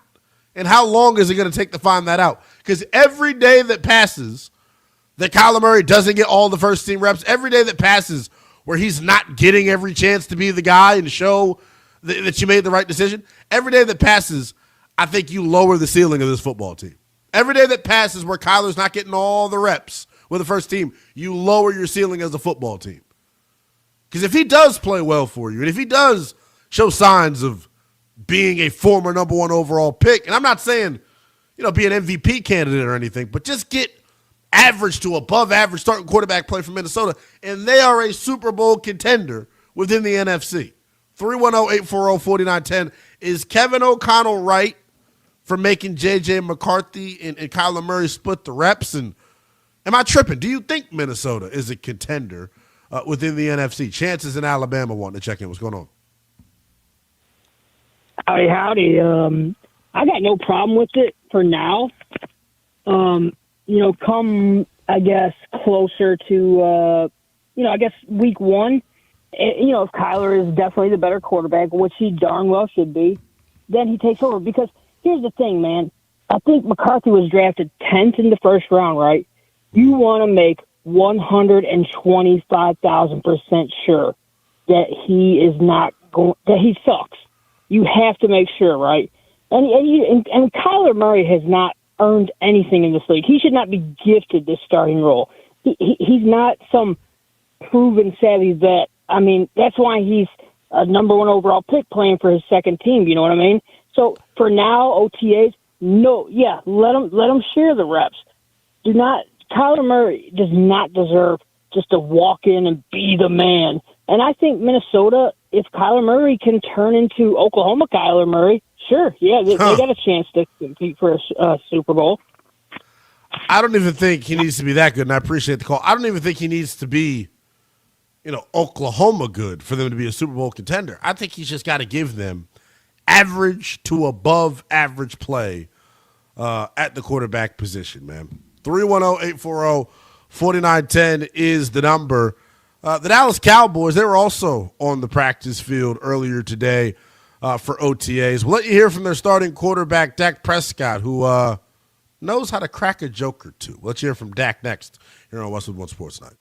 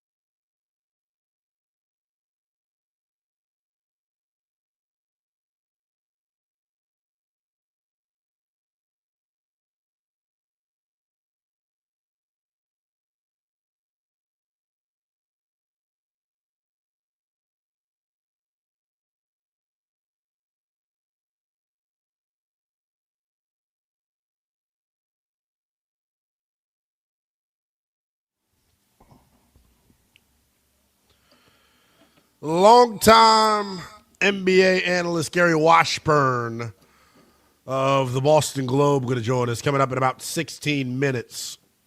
So make sure you keep it locked right here on Westwood One Sports Night for that. This is the youngest in charge, Lynnell Willingham, getting you up to 3 a.m. Eastern Time. We will preview tomorrow's pivotal Game 4 of the NBA Finals coming up in about 1 hour from now. Super duper excited to do that. We'll also let you hear from Stephon Castle, who was one of the heroes of Game 3 for the San Antonio Spurs. 18 big points in the first half, finished with 21, including a big three down the stretch near the end, of regulation. Stephon Castle feeling pretty damn bullish, feeling pretty damn good about the Spurs and their chances going into game number 4. Speaking of Game 4, we had a Game 4 of the Stanley Cup Finals. The Carolina Hurricanes with a 5-3 victory over the Vegas Golden Knights. Jordan Staal lighting lamp twice, including the game winner for one Carolina. They also got an empty netter towards the end of regulation as well. That series tied up at 2 apiece as they'll be in Carolina coming up on Thursday. 310-840-4910 if you got anything on the quarterback competition in Minnesota. Do you think Kevin O'Connell is in the right for making J.J. McCarthy and Kyler Murray duke it out? I think he should have just gave the job to Kyler. We all know why he brought Kyler to town. It wasn't to be J.J. McCarthy's backup. It was for him to hopefully get Minnesota over the hump and, turn them into the contender we know that they are. If they get average to above average quarterback play out of Kyler or J.J. McCarthy for that matter, I think Minnesota is a legitimate contender in the NFC. The question is, who's going to actually be the starter here? 310-840-4910. Do you think KOC's making the right decision, making them split the reps? And then 2, is Minnesota a contender from your vantage point in this NFC? Bruce is in Seattle wanting to check in. What's going on, Bruce? How's it going? Love the show. Appreciate I got a you, few man. points. Yeah, Vikings are going through a QB carousel. We're speaking of 3 years, different quarterbacks each different year. So I don't personally think that they're a contender. I want to speak on Kyler as well. I'm a big fan of his play, but he's getting older. The scrambling eventually is going to stop. And I don't mean this in any certain way, any other than it's what's real. It's hard for him to see over the O-line. And look throughout his highlights where I like his deep ball. Obviously, Kevin O'Connell is going to factor that in and be able to incorporate Justin Jefferson. That is an absolute X factor when it comes to being on the field. But being real, let's speak even on what the Rams and the Seahawks have done. I'm just going to speak facts. Contender, long term. I think maybe down the stretch, if Kyler keeps getting those reps, if he gets comfortable in the pocket, we're speaking of a decent 8-9 wins. But they're not even getting out of the division. We're speaking of the Bears ramping up as well. I'm not even a big Packers fan, but they're a good football team over there. So for the Vikings, it's going to be very hard, and especially for Kyler Murray off year 1. He's got to get comfortable in the new system.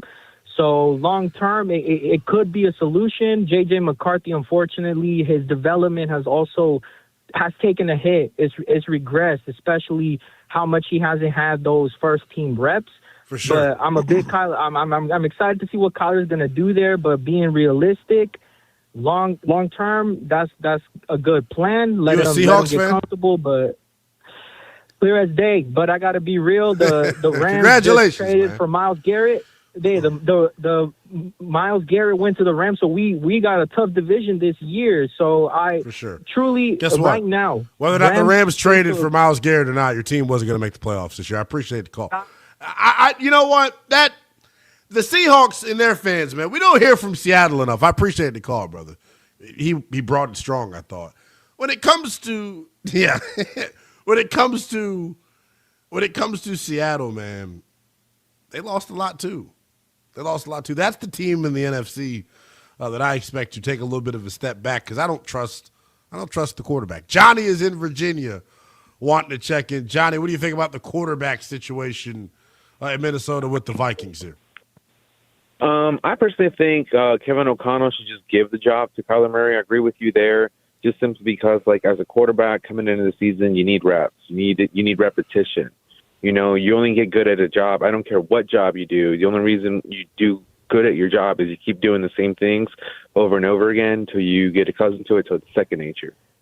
And that's just my opinion on that. I did want to talk to you about Brandon Aiyuk. Yeah, go ahead. Dude, but like, I don't understand, like, why I feel like the media is painting him out to be crazy. I don't think he's that crazy. You know, do I agree with how he's approaching things? I do not. I do not agree with how he's approaching things, but, like, I don't think he's crazy. Like, from what I believe, because I kind of kept a little bit up with this, like, I don't think this started a year or two ago. I think it started a couple years ago with Kyle Shanahan. I don't think they get along. I think he's called him out a couple of times for, like, being overweight, for not putting in effort. And then if you talk to his teammates, no one says anything bad about him. You know, there's this notion that I'm not even sure, like, if my timeline is correct, but he did go to rehab? There was an interview with George Kittle, which he said he went to rehab and he was there one day, then he wasn't. Was it because he's, like, doing rehab himself and they voided his guarantees? That's what I'm thinking. They were mad at him? I think that there was. I think you're onto something with the relationship being sound. I appreciate the call. I think with the Aiyuk thing, this all started during that initial contract negotiation after the Super Bowl. I think the negotiations got contentious. He finally signed the deal. Then he tore his ACL, and once he tore his ACL, I think the two sides butted heads over how he should conduct his rehab. I feel like from his vantage point, maybe, just maybe, there was a lack of trust with San Fran and their plan that they had for him, or they couldn't agree to a plan. Here's the thing, like, normally when a guy tears his ACL, like, you normally do rehab at the team's facility. But I wouldn't be stunned if it came out to where, yeah, BA didn't trust the doctors of the Niners because of X situation. Like, look at their injury track record over the course of the past 5-6 seasons. Every time San Fran fails to meet expectations, it's all the same reason. They're hurt. 310-840-4910 is the number. I want to let you hear from Dak Prescott, the quarterback of the Dallas Cowboys. He has had a pretty interesting offseason. His called-off bachelor party, or his called-off wedding, was a big topic of conversation a couple of months ago. He's in the building out in Oxnard getting ready, for the 2026 season with the Cowboys. He spoke to the media today and showed a sense of humor and was pretty honest about how his offseason is going. No, not really. No, not really. Nobody changed at all, just piggybacking on what you did last Piggybacking year. on what I've been, yeah. Stress may help lose a little weight here and there, but we're good. You opened that door. I'm just kidding. I'm going to shut it right there. We can't ask. Getting better or you're getting worse. What are you working on to get better on the field? You had a great year last year. Yeah, I mean, one thing that just jumps out is the footwork. Obviously, last year was I added some drops. Dak Prescott came in looking a lot slimmer this offseason, and the reporters in Dallas took notice, and Dak decided to make light of why he looks so skinny, saying, yeah, stress will help you lose some extra weight. Why would you be stressed, Dak?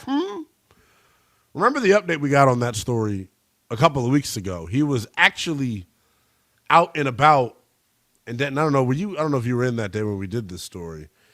He was caught out and about with one of the bridesmaids. Totally normal, right? Totally normal. When they had the joint bachelorette party with her there and him there, and now they're out and about at like a rodeo. Yeah. Strange situation. Strange situation, to say the least. Gary Washburn, longtime NBA reporter for the Boston Globe, getting ready to join us coming up here in about 8 minutes or so. We're going to get hot and heavy into the NBA coming up in this 1 o'clock hour on the East Coast. We'll let you hear from Gary Washburn, like I said, coming up in about 6 minutes or so. We're also going to let you hear from a man that I consider to be the best executive in all of pro sports. Thunder general manager Sam Presti. Obviously, OKC's season didn't go as planned. They came up short in the Western Conference Finals. Sam Presti, brutally honest at the podium when he had his end-of-season presser a couple of days ago. He also had some pretty fascinating comments about his point guard, Shai Gilgeous-Alexander, and how he's perceived in the media. We'll get to that in about 20 minutes. Coming up in 6 minutes, though, Gary Washburn of the Boston Globe joins us next to talk all things NBA Finals.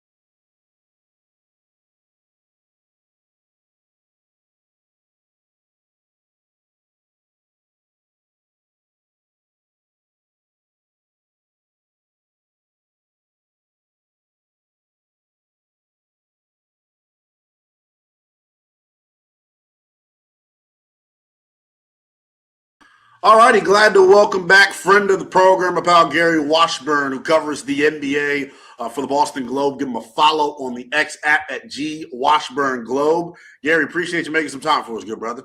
Oh, always good to be here. Yes, indeed, man. Obviously, we'll talk about the NBA Finals as we roll throughout this. But first thing that comes to my mind, knowing how close you are to the situation in Boston. One, let's hop in the time machine real quick and rewind back to Brad Stevens' end of season presser, because I think a lot was divulged during that. Your immediate takeaway from what he had to say, and what do you make of the rumors that we get every offseason whenever Boston falls short, they try to split up the duo of Jaylen Brown and Jason Tatum? Yeah, I mean, it was a very interesting press conference. Brad's usually a guy who's close to the cuff. Doesn't give a lot of information, very general, polite, but not one of those GMs that just pours his heart out. In this situation, he was a little bit more revealing about his opinions of this roster. Even though they had won 56 games and they had earned the number 2 seed in the Eastern Conference, he was not overall overwhelmed with their talent. He knows that they have to get better in this offseason and do a mini kind of overhaul to get to that level of the New York Knicks now, who are kings of the East, and could be kings of the NBA in a few games. We'll see about that. And compete with other teams like Cleveland, Detroit, and teams that are coming like the Charlottes and other teams that are now building up. Wizards, Gary, my Wizards. Yeah. Hey, don't sleep. I mean, we've been waiting for years, us NBA brethren. Yes. When DC is going, we love DC as a city. I lived there before. I love that place. Okay, I didn't even know that. Okay. When's it going to have some meaningful basketball again? It had a little stretch with Wall and Beal, and that kind of fizzled out. That didn't work out, but we all would love to see Washington come back and be a factor in the NBA because it's such a great basketball town. So I think if you're looking at Brad Stevens, he knows he has to upgrade this roster. He knows this roster needs some vets. And you have that window of Jason Tatum and Jaylen Brown. Jason is 28. Jaylen will be 29. He'll be 30 in October. So this is their primes. They're in the middle, entering or in the middle of their primes. Your window for them is going to eventually close where you're going to have to move on to younger players, or they're going to maybe decline a tad bit. And I'm not talking about what's going to happen next year or the year after, but we all know it's coming. It happens to everybody. Right. So you have to take advantage of this window and get another championship, to me, out of this duo. That makes this whole thing worthwhile. If you look at the 2018 with Kevin Garnett, Paul Pierce, and Ray Allen, they were a great team, but they only won one title. They lost in Game 7 in 2010. If they come away with 2 titles, that makes that whole thing worth it. And maybe they don't get shipped to Brooklyn. Maybe they don't get shipped to Brooklyn when they got moved. Yeah, they win 2 titles. That makes this a kind of a dynasty, right? Kind of a half dynasty. Not the Warriors exactly, but if you win 2 chips in 3 years, it makes all of what you sacrificed and even what we'll sacrifice in the future worth it. But if you're Jason Tatum and Jaylen Brown, you want to get one more chip at least out of this, crew. And I think next year, there's going to be a lot of teams going for it. It's going to be a much more competitive NBA with the tanking rules now implemented. But I think Brad Stevens said, hey, we got to get more athletic, and we got to get probably another legit 5, and you probably need a point guard to get guys the ball. You don't want Tatum and Brown having to create on their own too much. You want to get them the ball where they can, in their spots where they can score, even pass, get to the free throw line, get to the rim, all the options. So I think Boston is going to be a real active team this summer. They have a $27 million trade exception, which means they can just drop in a couple of second-round picks and get someone who makes $27 million or less and bring a veteran in, and they also have a mid-level. They didn't have many options at all over the last few years because of their salary constraints. Now that they were able to make these moves, they took a hit, they got these options back, and now you'll see them be very active this summer. So, Gary, tell me this. Is this all of the public banter that you hear about wanting to split those two guys up, talk about Tatum and Brown, through your time covering the NBA, covering this group, have you heard from anyone, any inkling that there's something there in terms of their relationship not being 100% on par, or is that kind of just made up fluff? Yeah, I get asked this a lot. Okay, and I've covered both their whole careers. I've been there the entire time. They are friends. They have a healthy respect for each other. Are they the best of friends? No. But I think we assume because they're so close in age, and that I think we take the 20-somethings, are they what, Generation X's? I don't forget what they're called. We take them and we all think they're all alike. They all listen to Drake and Kendrick. They all love Instagram. Like we all put them in one big box and go, so you guys are close in age. So, it's like when you were a kid and your mother took you to some other, her friend's house, and you and her son were supposed to be best friends because you guys were in the same grade. And you're like, no, we not. We cool. He okay. Like just because you're the same age or around the same age doesn't mean you're going to bond and be best friends. It's background. It's style of living. Jason's got a father of two. Jalen doesn't have any children. Jalen likes traveling the world. Jason will go back to St. Louis. Like they're just different, but they're close in terms of their chemistry on the floor, their healthy respect for each other, and they know how important each other is. So there is no beef there. There is no, oh man, that dude ain't all that. I'm better than him. Yeah. Do they compete with each other? Of course. Yeah. Do they want more from each other? Do they look at it? Oh, Jalen won MVP of the finals, and does Jason say, yeah, I want that too? Yeah. I think that's natural to compete. Now, it's not natural to sabotage, and that's not what's happening. Right. I think that they're fine. They're going to have a healthy relationship, and I think each other knows they're both going to get their numbers retired. It might be on the damn same night.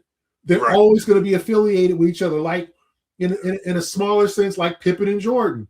Pippen and Jordan don't get along, but Pippen and Jordan are going to be affiliated far after both of them are gone and we're gone.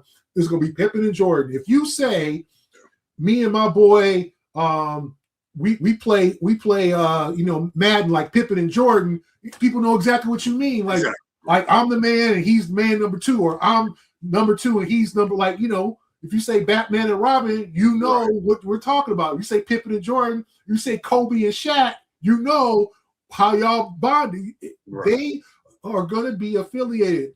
We saw, despite Kobe being gone, Kobe and Shaq is still talked about as what they did. Like they're going to be affiliated for the rest of their days, our days, and the days after that. So I think Tatum and Brown both realize they played 9 years together. They're going to be affiliated with each other. So they might as well make this work, and they're trying to make it work. They want to make it work. They're close. Now, they're they best of friends? Are they hanging out in the offseason? Are they partying together? No. But one dude's got 2 kids, and one dude is JB's a bachelor. He's in China. He'll go to Dubai. Like they're just different. Yeah. They have different interests, which is cool. They don't have to be the best of friends. And I just don't think I think that's really, they don't like each. It's never been I've seen something where they don't like each other. I've not seen that. They ain't got. Now, what I've heard, they've never had a fight in practice. They've never gone at each other in the media and anything like that. They've never. I mean, Jalen literally called Jason the Celtics' best player during after they lost Game 7 to Philly. Like without our best player, that goes over people's heads because people want to create some kind of beef. Yeah. They want them to be Drake and Kendrick Lamar. They're not. They're not beefing. This is not a rap beef. It's like they're good. And if they both retire in Boston, will that happen? That's hard. Players generally don't retire with the team that drafted them. Right. This is because they want to keep making money, and eventually that team's going to go. We need to go young. Garnett didn't retire. Pierce didn't retire in Boston. None of those guys retired. It's not like the old days where you can retire at 37 years old and, you'd have to take less money and a lesser role. Some of these guys like, you know what? look at Tony Parker. He played in Charlotte his last year, right? Like some of these all-time great players, ain't too many Kobe's and Tim Duncans around anymore. So could there be a breakup eventually when one of them gets a little older, or they feel like the Celtics want to rebuild? It could happen, but not now. Not now. Gary Washburn joins us right now here on Westwood One Sports Tonight with the youngest in charge, Lynnell Willingham, taking you up to 3 a.m. Eastern Time. We got our Celtics jargon out of the way. You're always the best talking all things Beantown. What have you made of these finals, brother? I was saying it last night on the air.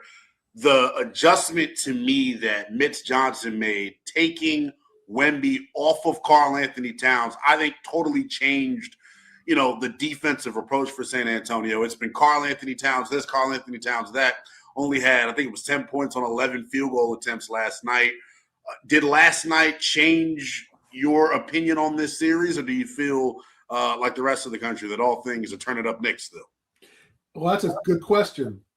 I think, one, these two teams are pretty damn evenly matched. Yeah. Like, not any of them can pull away from the other. One of them's had a 15-point lead, and the Spurs had that 15-point lead third quarter of game one. The Knicks just knocked it down gradually, got back, and then took that game, ended it on that 10-0 run.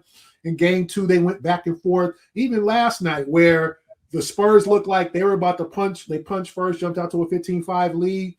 They were going to control the game, and all of a sudden the Knicks just come back and take the lead, a 7-point lead at halftime with a 42-point second quarter.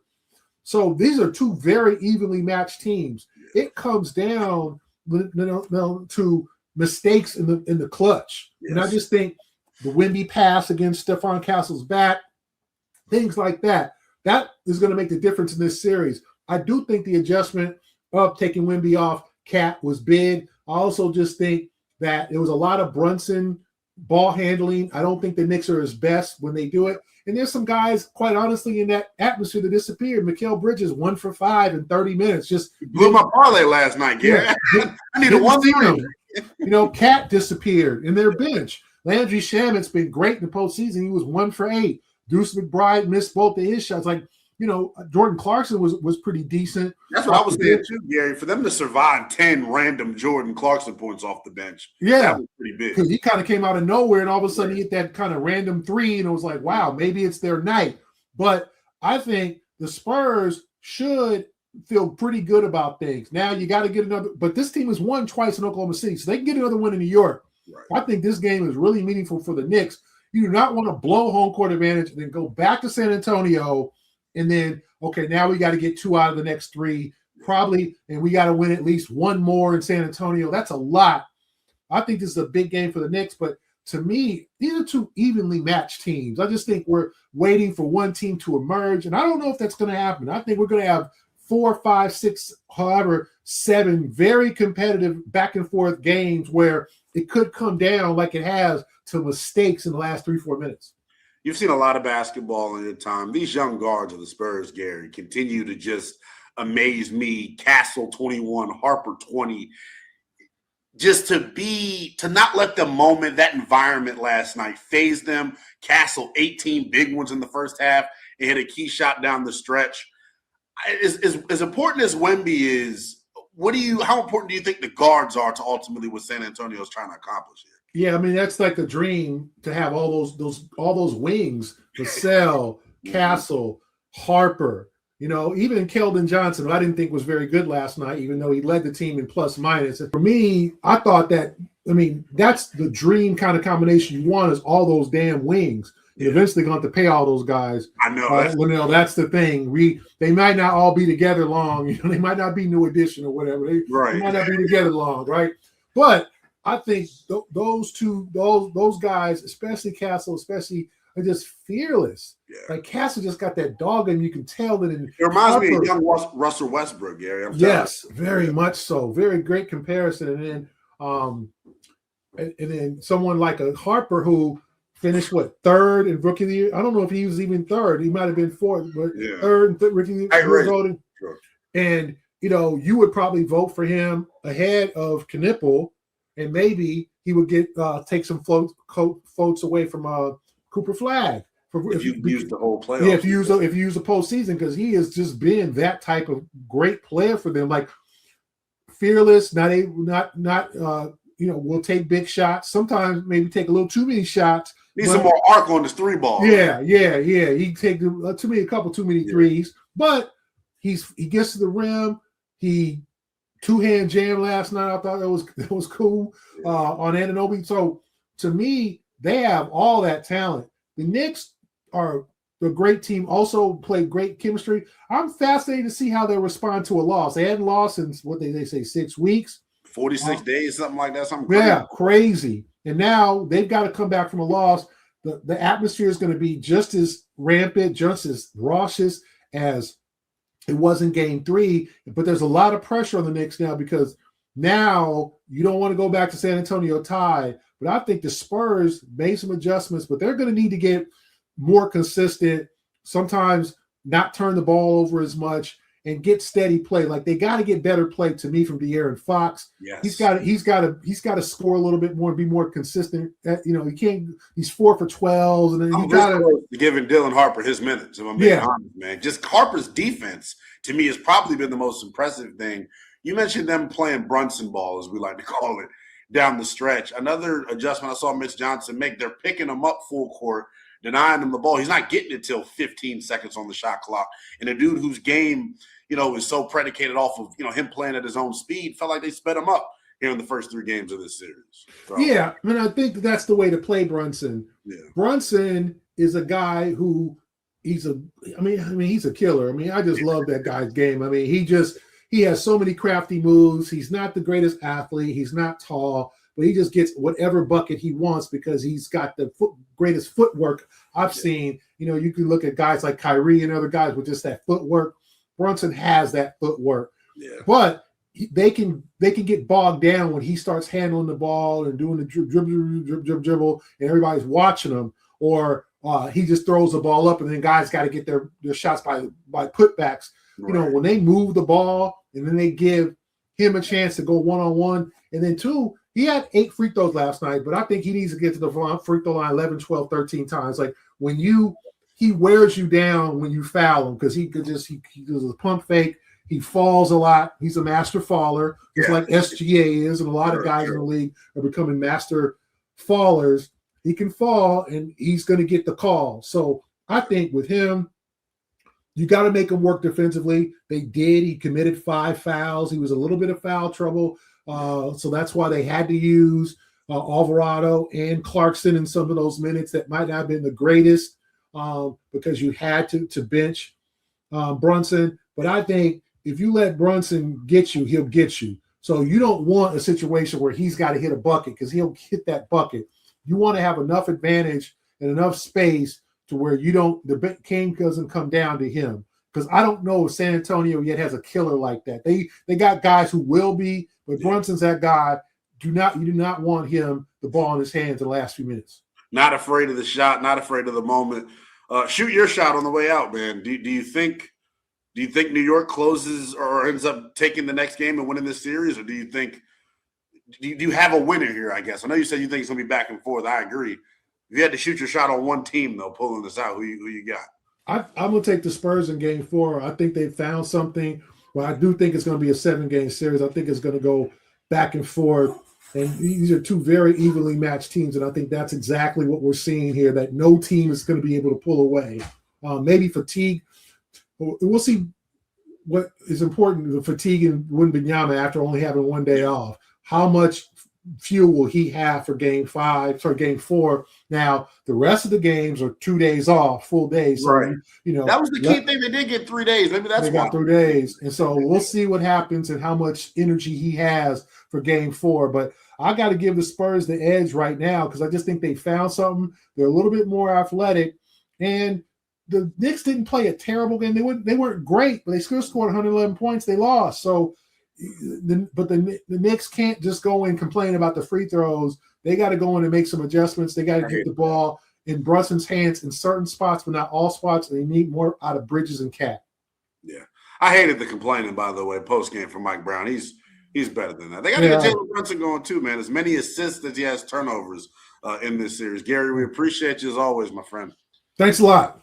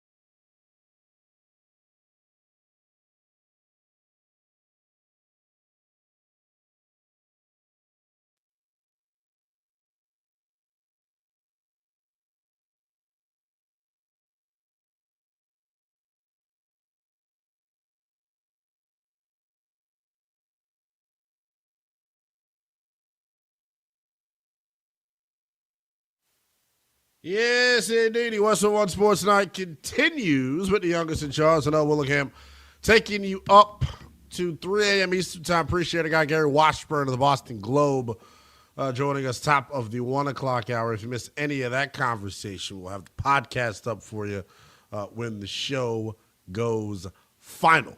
We had Game 4 of the Stanley Cup Finals go final earlier tonight. Carolina Hurricanes tying up the series at 2 games apiece. 5-3 winners tonight over the Vegas Golden Knights. Jordan Staal tickling the twine twice, including the game winner for Carolina.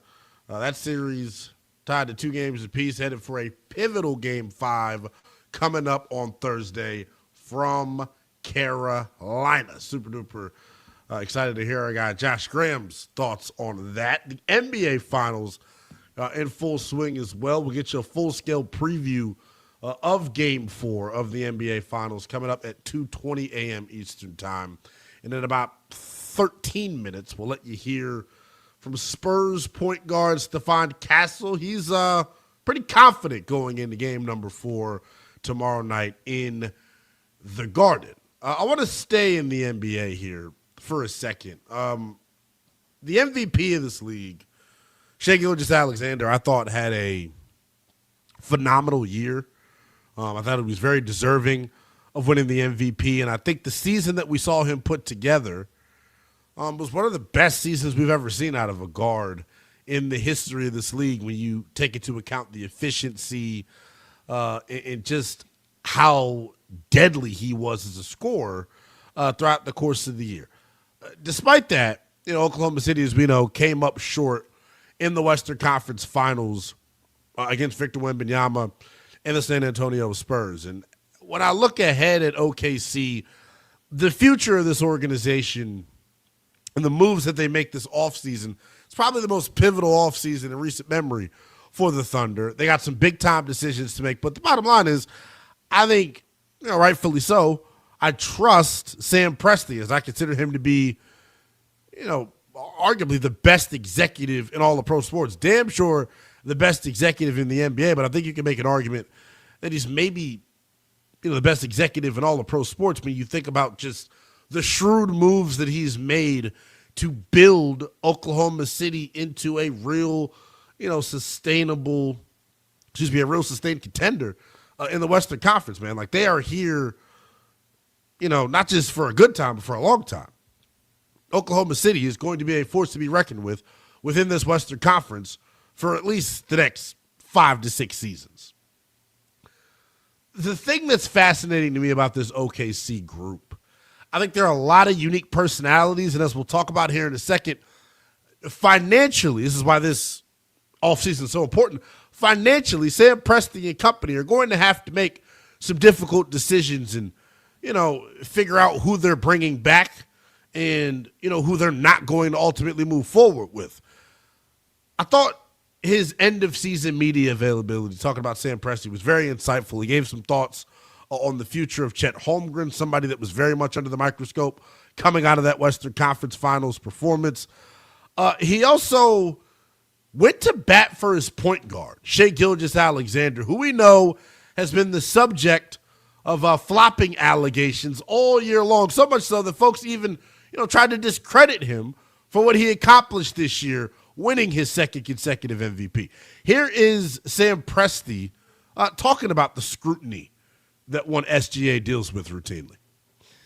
Relative to Shai and the narrative on that, he's playing against 6 people. He's got 5 defenders, and the 6th defender is social media. And, that's a reality. And he's not going to be the last player that the machine decides to target. But no one's going to handle this gracefully, because when they turn it on somebody else, they're not going to step up there every night and not acknowledge it. Okay. Part of me when I heard this was like, yeah, Sam Presti, why do you go to bat for your guard? Why do you go to bat for, the star of your organization? On the other side, I thought, Sam Presti, come on, bro. You are, as I've said several times here to start this segment, one of the best executives in all of pro sports. For you to for you to categorize SGA as some sort of victim, I think is ludicrous. And he's way out of left field, for what he said, talking about the machine of the NBA. I did not have woke Sam Presti on my bingo card, talking about the machine and going up against the man. I was honestly shocked to hear these comments because I look at OKC as a first-class blue-collar organization that ain't going to make excuses. I thought this could be categorized as an excuse. An excuse for why you lost in the Western Conference Finals? Maybe not. But moving forward, are we going to look at SGA differently? Will the conversations change around one Shai Gilgeous-Alexander after these comments from Sam Presti saying the social media machine is targeting SGA? I think the point he's trying to make here is that the flopping commentary around SGA has gotten over the top and overboard. And I actually would agree with that. I think what we've saw and what we watched throughout the postseason and the regular season for that matter is we saw folks unfairly try to really discredit SGA for what he accomplished during the regular season, during the postseason, and what he's done the past couple of years. He has been so unstoppable and so efficient offensively that we are now, when I say we, I'm talking about casual basketball fans, are now describing him as this like free throw merchant and trying to, pick apart his game and be overly critical, of the way that he plays the game offensively. And I think it's all to, like I said, discredit what he's been doing. And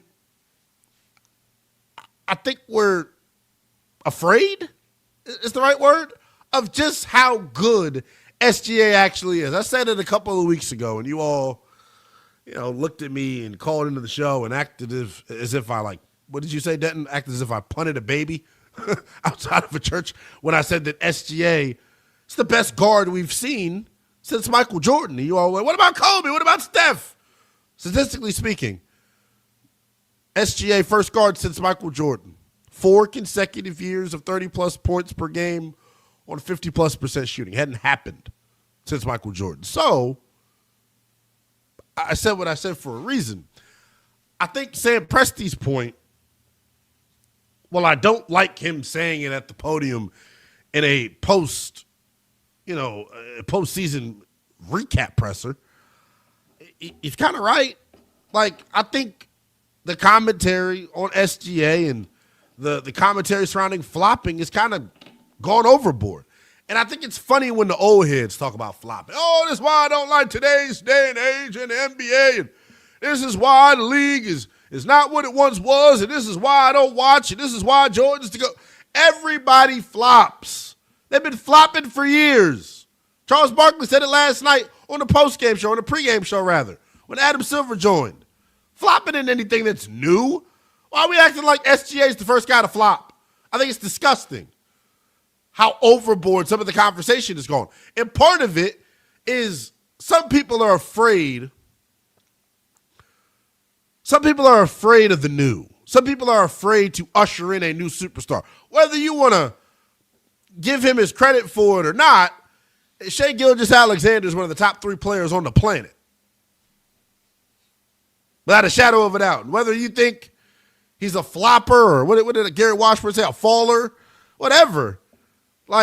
That's your prerogative, but it doesn't take away, in reality, it may, in some lame Twitter argument it may, but in reality, those allegations do not take away, those criticisms do not take away from what SGA has accomplished over the past several years, most recently this year. I think he is legitimately, one of the top 3 players in this sport. And moving forward, this OKC team is going to need him more than ever.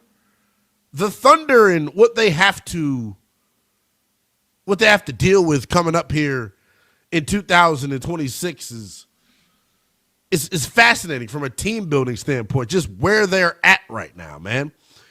They have some big time decisions to make this offseason, as I mentioned, and SGA was adamant in his, end of season presser that no, I'm not going to, give my input. I'm going to let Sam Presti, the best GM in the world, be just that, the best GM in the world.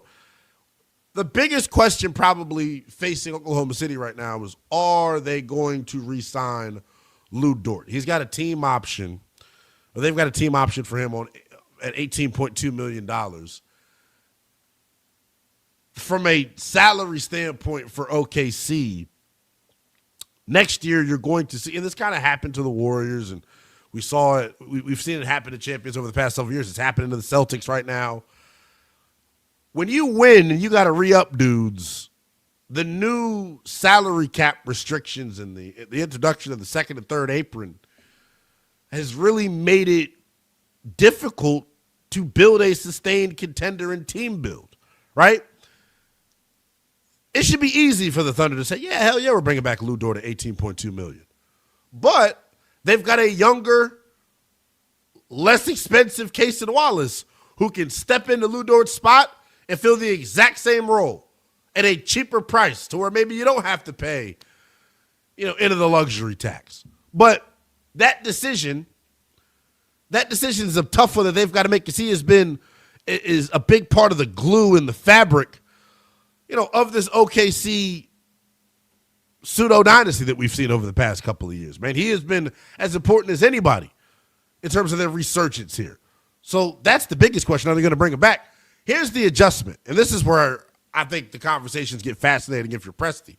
Next year, you see Chet Holmgren's salary go from $13.7 million to $41.5 million. The way that he played in the Western Conference Finals, the way that he played throughout the postseason, is he really worth $41.5 million? After he won the finals, you get a check. They were handing out max extensions like it was government cheese. You know what I'm saying? But next year, they're going to have to deal with the reality of building a roster with Chet at that cap figure. Jalen Williams, J-Dub, who honestly didn't perform worth a damn during the postseason because he was injured. And during their finals run, he had some moments. Outside of the 40-point game in the finals, he was relatively quiet last postseason at times. His salary jumps from $6.5 million to $41.5 million. So they've got big questions about how to navigate this new NBA in terms of the second apron and trying to keep this team together.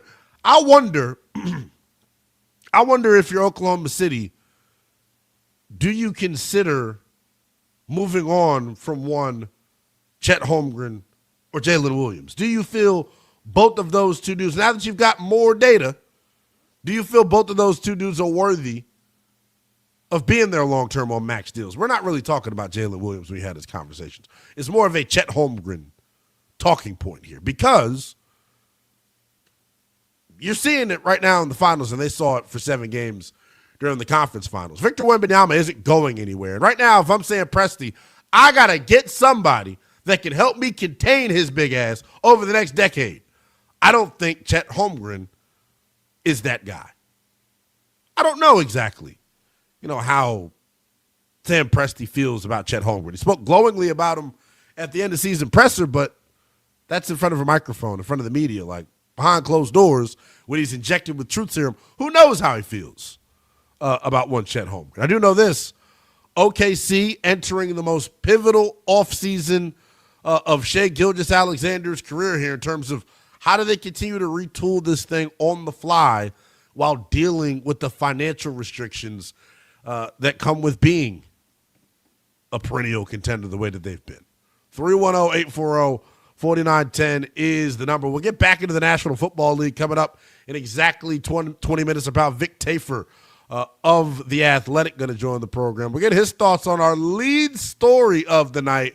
We'll get back into the Brandon Aiyuk saga next. If you're just joining us on Sunday, he went rogue on Instagram. Tonight, part 2 from one Brandon Aiyuk. We'll let you hear from the disgruntled wide receiver of the Niners next here on Westwood One Sports Night. International soccer is taking over the U.S., and only DraftKings has you fully covered. The DraftKings Sports app is now available in all 50 states, so all the matches you love, all in one place, with one app. New DraftKings customers sign up with code Westwood and spend $5 to get $200 in rewards within 21 days. That's code Westwood. In partnership with DraftKings, the crown is yours. Bet with DK Sportsbook. Gambling problem? Call 1-800-GAMBLER. 1-800-MY-RESET. For New York, call 877-8-HOPE-NY. Text HOPE-NY. For Connecticut, call 888-789-7777 or visit ccpg.org on behalf of Boot Hill Casino in Kansas. Bet tax pass-through may apply in Illinois. 21 plus, void in Ontario. Event contract trading with DraftKings predictions involves risk of loss. Sportsbook bonus bets expire in 7 days. $50 in prediction dollars issued weekly for 3 weeks, expire in 1 year. Redeem one non-withdrawable reward. Availability varies. Prediction offers void in New York, ends June 28th. See more terms at dkng.co/audio.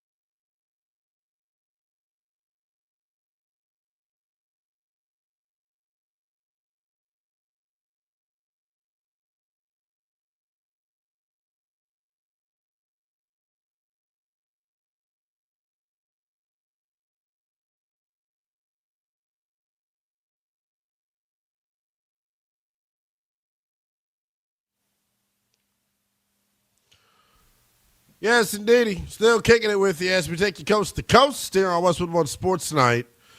This is the youngest in charge, Lynnell Willingham. I'll get you up to 3 a.m. Eastern Time. We will get back into the National Football League, back into the NBA in about a half hour as we get you a full-scale preview of tomorrow's pivotal game number 4 of the NBA Finals.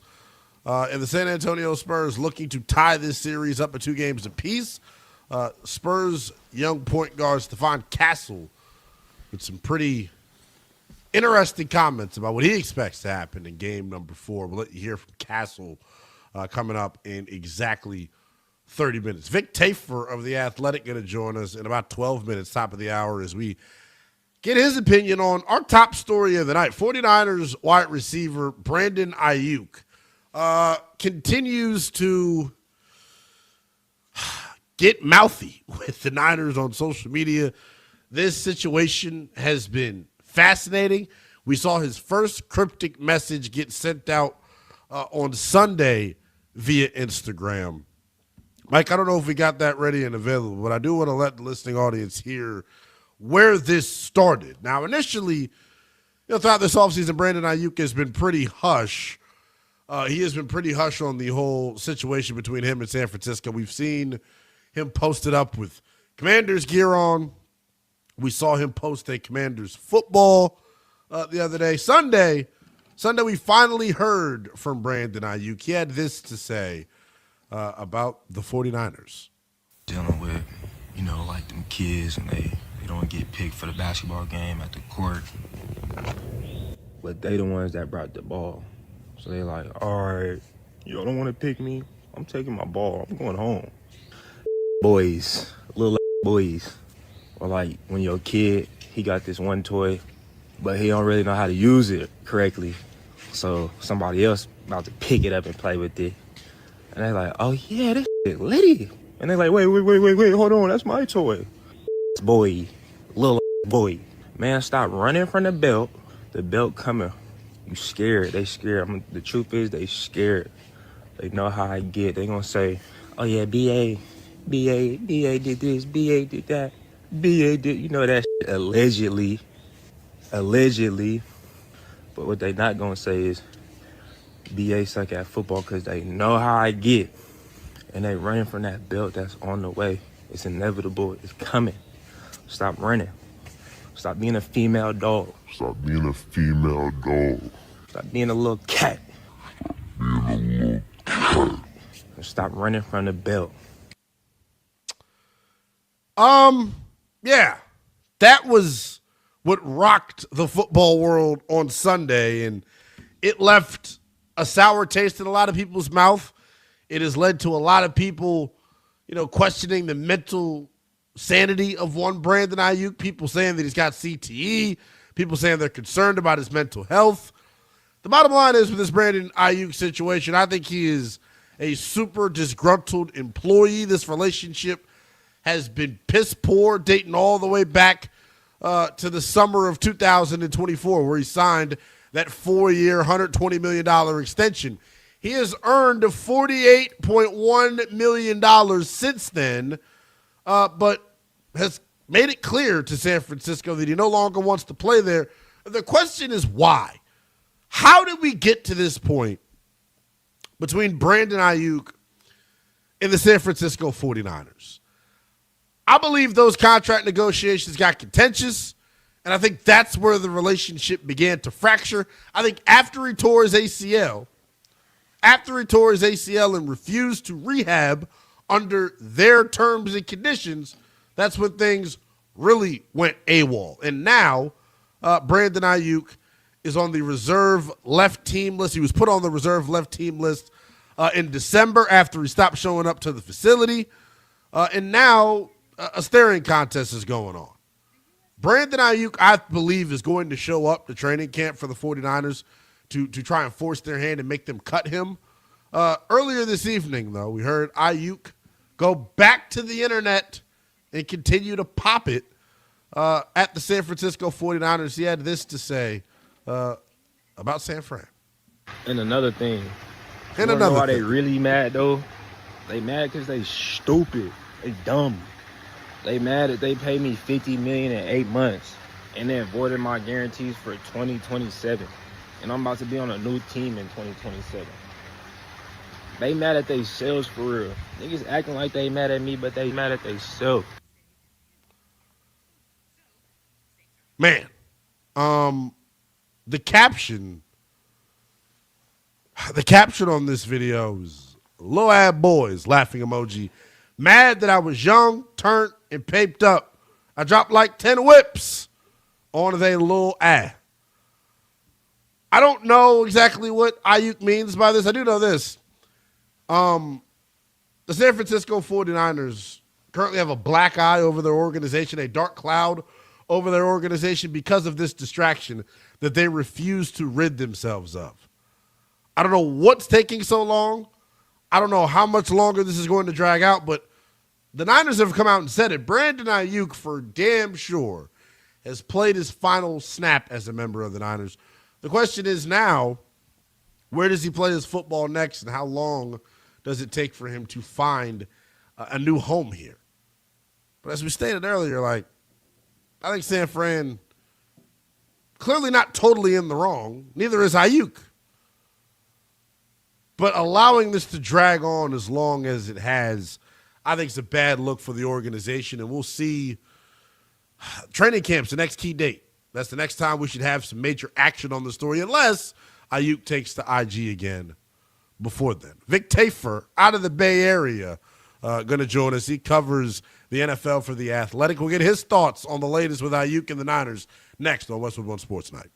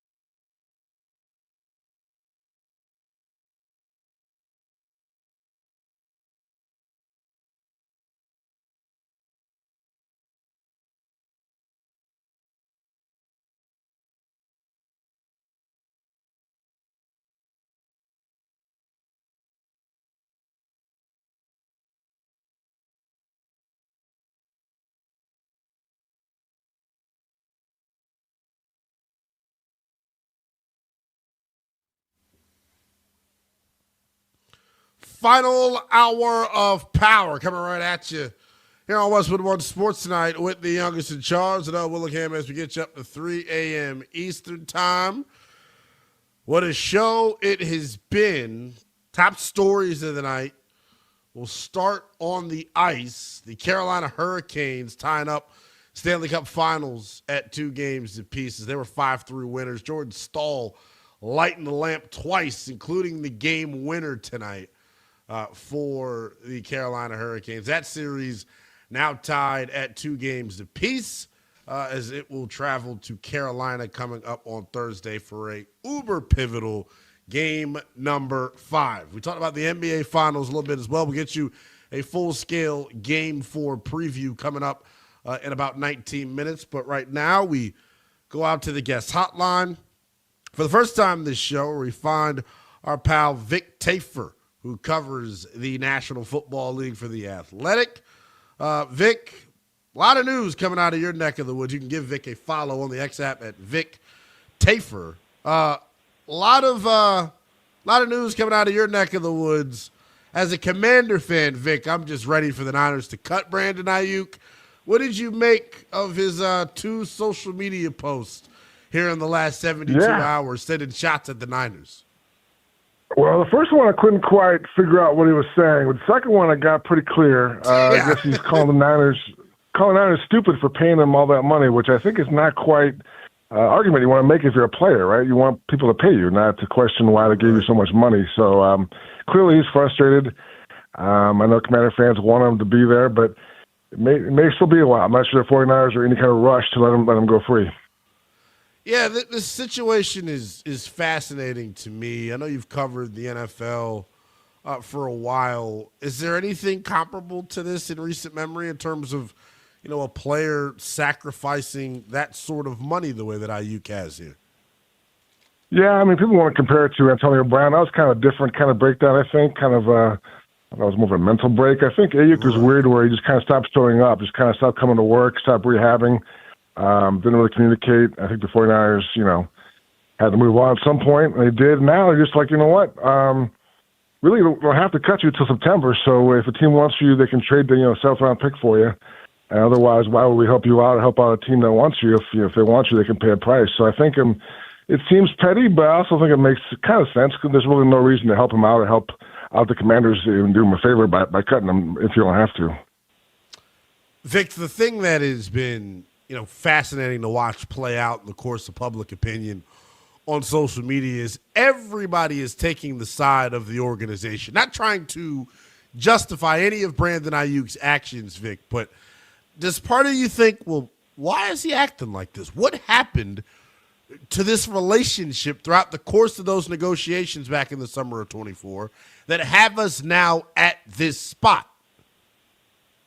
That's a great question. I would love to ask him. I've tried to track him down. I've tried through his agent. I mean, everybody wants to know what was going on, what happened behind the scenes, if something happened, which kind of made him upset and kind of forced his line of action. But he hasn't talked. He's kind of been hard to pin down until the last couple of days on Instagram. So I think we don't really know the story. Maybe at some point, if he gets cut at some point and signs with the Commanders and has a press conference and he can say what happened in his mind or what triggered this. But yeah, we all want to know, and he hasn't really been open for discussion so far. Yeah, he's let San Francisco really control the narrative here. I'm glad that you pushed back on the Antonio Brown comparison. I think anybody making that comparison is a little out of touch. It's ludicrous. I mean, Antonio Brown was totally off of his rocker, committing crimes and harming folks. This is not the case when it comes to Brandon Aiyuk. From your vantage point, Vic, is he a guy that was well received in that Niners locker room? For other folks that I talked to, it feels like ultimate team guys, teammates loved him, super competitive dude, popular within the San Fran locker room. Is this a situation where you think Brandon Aiyuk's a bad apple, or is this an individual isolated situation here? It seems like it definitely is an isolated incident because teammates vouched for him to a point. Like you said, he was a popular guy. He played hard. He kept quiet for the most part. Just kind of showed up and did his business, made some great catches, and kind of a guy you saw as a potential foundation piece for his team. And I'm sure teammates agreed. It did definitely kind of went off the rails. And then I think teammates at some point when he stopped showing up, you know, they got like, hey, man, I thought, you know, we're in this together, kind of what's going on. So I think definitely some of that is probably strained now, but way back when he was there, he was definitely a popular teammate, a guy who was seen as, you know, a young guy who would be in the middle of this team going forward. Do you think there's, and this is us speculating here, Vic, because I'm trying to just think here, because he won't speak. He won't be very direct or clear as to what's bothered him. I think the negotiations got contentious. You know how it gets when it comes to negotiating a major pro sports deal. The team is basically telling you, in sometimes a very impolite way, as to why you're not deserving of the money. Aiyuk's a different type of cat. You know his story. JUCO dude, didn't have a lot growing up, and has turned himself into a household name in this league and one of the better receivers in the sport. When it comes to the ACL rehab and them voiding the $27 million deal, or the $27 million in cash, do you think he stopped showing up because there was a disagreement as to how he was going to handle the rehab, Vic? I may sound like I'm reaching here, but I'm just trying to think on the fly with you out loud in terms of why he's moving this way.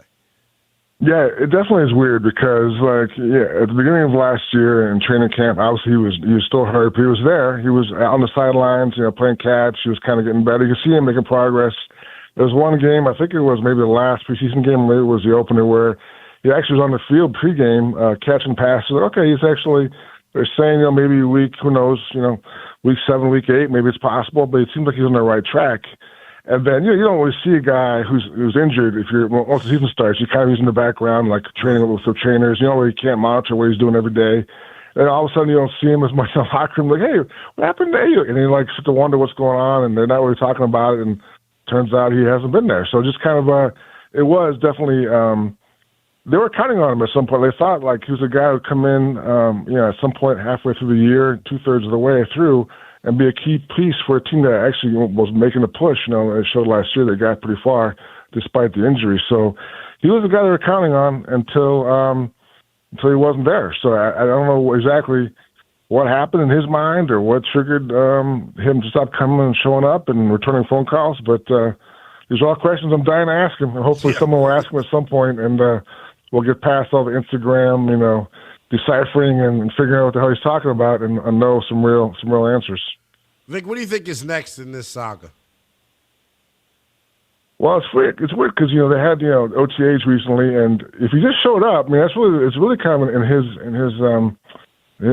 his fault, really, because if he just showed up and like, hey, I'm here, give me a physical, I'll start training, and then, therefore you have the risk of injury and a settlement, and then therefore at that point the 49ers would have cut him because they can't risk that money being on the books if he got hurt, you know, in rehab or whatever. So he kind of could easily have forced his exit if he showed up, but he didn't show up.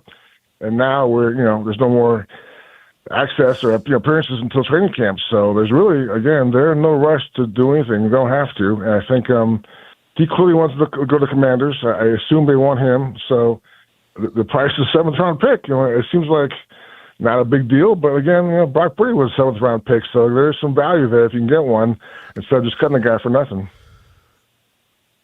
This situation is unlike anything I've ever seen. I'm baffled that Aiyuk won't advocate for himself. I don't get, like, does he have an agent at this point, Vic?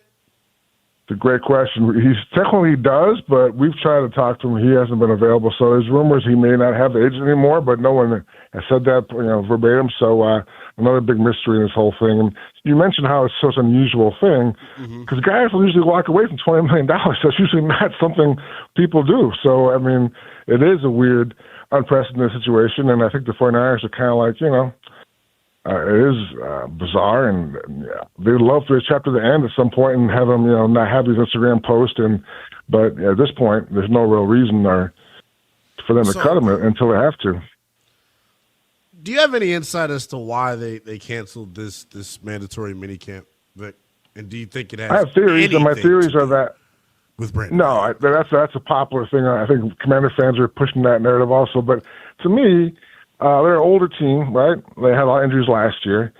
So far this year, everyone's healthy, knock on wood. Everyone showed up for all the voluntary stuff. So I think, if you're Kyle Shanahan, why push it? He's happy with what he's seen. Everyone seems to be in good shape on the same page. So the rookies still came in afterwards, but as far as the veteran guys showed up, give them a little reward. And again, that will come back later on because of the Australia trip later on. They'll lose some time, in August and September. So you kind of get that time back now. So I just think it made sense in that regard. You know what? Things are good. Everyone's healthy. Why push it? And the veteran team, I don't think 2 days of OTAs or a mini camp are going to make a huge difference for these guys who've been through so much together. So I think at this point, just why push your luck and just kind of, hey, I'll see you in end of July. This is it's hard to keep up with, I would say, man. It's gotten me, I've started to look at it from a different lens over the past 24 hours, just hearing the way that folks are talking about Brandon Aiyuk, calling him crazy, saying he's got CTE, saying there may be mental health issues here. What have you made of the public's reaction to this, and are you at all surprised that he is being painted the way that he is being painted and the Niners are kind of being absolved of blame here totally?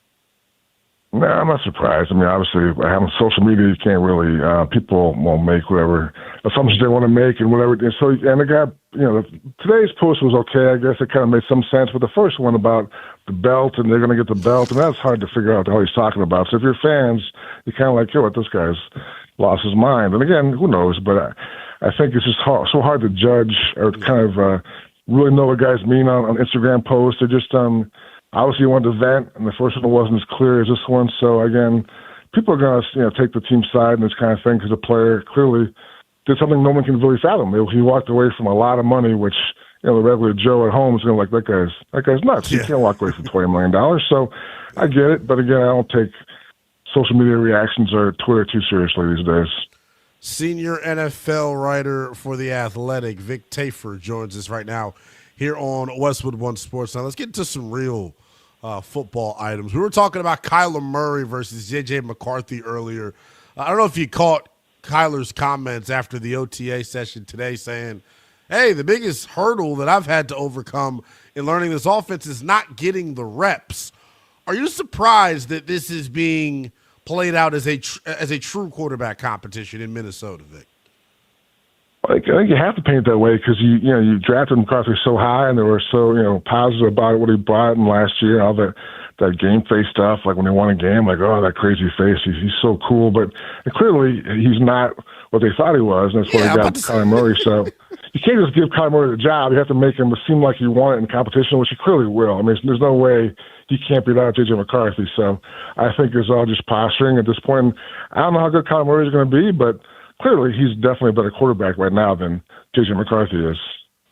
For sure. We'll stick in the NFC. We'll move to the north, to the east. There was a report that A.J. Brown came to pick up the rest of his things and signed his autograph on the Eagles' wall and said, I was the best receiver to ever play here. What do you make of the Eagles post A.J. Brown in this crowded NFC, man?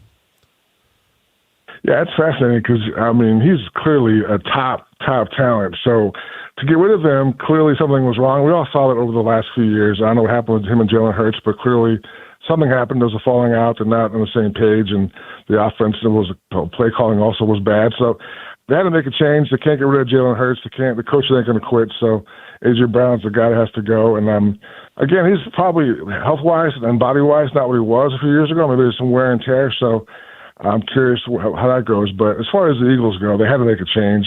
They brought a lot of guys in. I think Smith will have a bigger role, which I think is good for him. The tight ends will be more involved. So it's hard to lose A.J. Brown, the talent that he is, but they had no choice. They had to move on and try something else. Vic, when you talk to folks around the league about, teams that have really knocked the offseason out of the park, how often do the Browns come up, and what do folks around the league make of their quarterback competition? Todd Monken, before the start of OTA, said he wanted to name a starter by the end of the spring, announced today that battle is going to continue into training camp. What do you make of the job that Andrew Berry has done here this offseason? And then, two, how do you think this quarterback competition should play out? Yeah, I agree. I think the Browns had a nice offseason. The draft picks, the moves. I think even the Myles Garrett trade, I mean, you can't really defend trading that kind of talent, but we got a guy back in Verse who's, not as good, but Corey has a very high ceiling. Is a great player already, and much younger, much cheaper. So under team control for a while longer. So that part, and you get a draft pick also back. That makes sense. So I like all their moves. I'm not sure about Tom Monken. I'm not sure about the quarterback situation. It's not a good deal if you can't name Deshaun Watson, the guy over, Shedeur Sanders. That's not, to me, that's probably a little alarming that he can't beat out Shedeur Sanders already. So I don't know where Deshaun Watson is these days. But see, that's the thing, though, Vic. You say it's alarming. Why you don't think it could be a ringing endorsement of Sanders and his improvement? I do not think that's the case.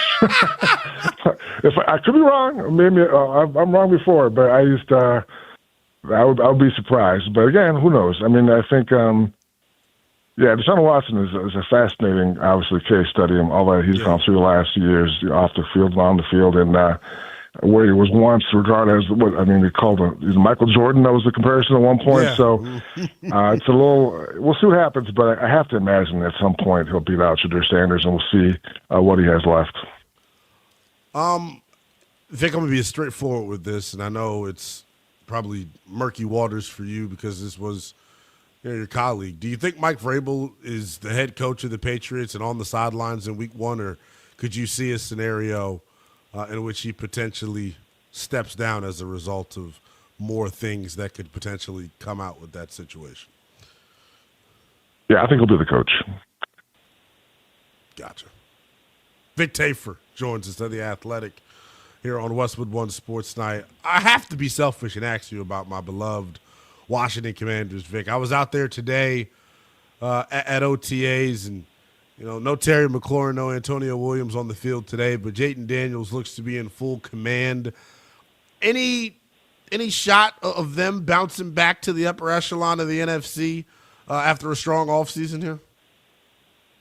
I guess. I mean, I love Terry McLaurin. He's I think he's most underrated players in the league. So I think that's, and Jayden Daniels, obviously, he's probably more the player he was year one than he was last year. And again, it comes back to the guy we talked about for 10 minutes. I mean, if Aiyuk is even a shadow of himself and he shows up and because his buddy's there, Jayden Daniels, maybe he's back to what he was, then I think you got a pretty good offense all of a sudden. So I think, I guess they're waiting for him. That seems to be an indication they're kind of waiting on him. I don't know if they can bring back Deebo Samuel still, but definitely some talent there. I think Jayden Daniels is definitely one of the top guys in the league. So that's all you really need to have a chance to make the playoffs as a top quarterback. As we get ready to break for the summer here, as teams are going to wrap up their mandatory mini camps within the next week or so, is there a team that's kind of flying under the radar that you think is going to be a lot better than the national media is giving them credit for? A good question. For some reason, this is going to sound ridiculous, but I think the Cardinals are actually not terrible. I know the division's really. I know. I'm reaching. Wow. I'm reaching for you. I did not expect. There's so many other teams I thought you would name, but the Cardinals, brother. Yeah, no, I'm going for the shock. It's 2 in the morning. I'm going for the shock about it. I got to make sure people are still awake. So for sure, right? Yeah. The Cardinals' defense is pretty good. I think they got. I like the draft picks. I mean, Jacoby Brissett holding out is a weird deal, but again, he's he realized they have nobody else. Why not try to get some more money out of it? And he wasn't terrible. I think he's right. Functional, a makeshift guy who can get you where you need to be until you get somebody else. So I think they got talent on defense and also on offense. So I think it's a really tough division, obviously. So most of their wins have to come outside of the NFC West, but I think they're actually on the right track for the first time in a long time. That was an off-the-wall answer. My AFC answer for that is the Titans. I have this weird inkling that Robert Saleh in year one, man. I don't know. Maybe I'm totally off my rocker. We'll see how Cam Ward is. Yeah, my thing on Saleh is that I think he was obviously the Niners last year, and he knew he's going to get another shot. And that was clearly going to be the case. At some point, he'll get another shot. And he always said, I'll wait for the right one. I'm in no rush. I got a good thing to get the 49ers. I got all these guys on defense. I get Bosa back next year and Warner back next year. It seemed like he was going to come back this season, and he wasn't going to rush it. And then all of a sudden, the Titans offered him the job, and he rushed it. I was like, I don't think that's the right. I would have been more patient. I would have waited for something better than the Titans, but again, maybe I'm wrong. Look, simply for the fact that who the hell wants to work for Amy Adams Strunk? For that reason alone, I probably would have waited. We'll see what happens. Yeah, exactly. And maybe he loves the quarterback. I'm not as high on the quarterback as other people are, so we'll see. But to me, I would have waited another year and see I got a better team or a team that was definitely closer to being a playoff team to come back and kind of make sure you have the right chance for your. Well, it will be his last shot at being a head coach. So I would have waited for something a little better. Vic, I appreciate you as always, my friend, making some time for us here late night, man. All right, bud. Take care. We will catch up soon, pal. Vic Tarfur of The Athletic. Make sure you give him a follow at Vic Tarfur, senior national NFL reporter for The Athletic, bringing us the latest on the National Football League. We had Game 4 of the Stanley Cup Finals earlier this evening. The Carolina Hurricanes tying up the series at 2 games apiece. Jordan Stahl, 2 goals, including the game winner. That series continues on Thursday in Carolina. Later on this evening, a pivotal Game 4 in the NBA Finals from the world's most famous arena. I'll shoot my shot and predict and preview Game 4 of the Finals next.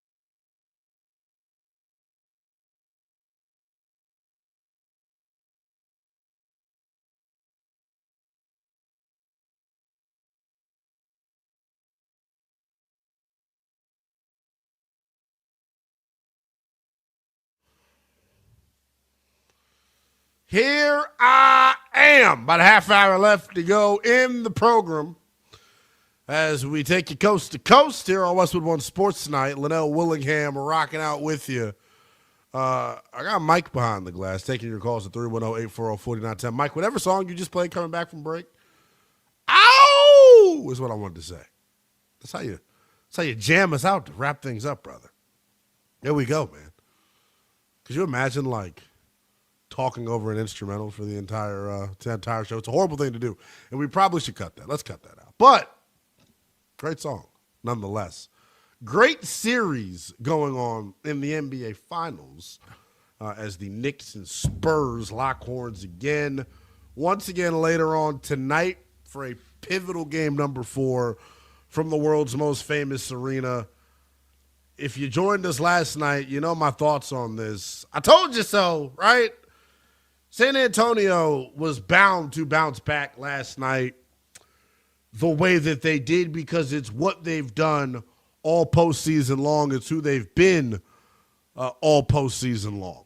There is a confidence that this group plays with. There is a swagger.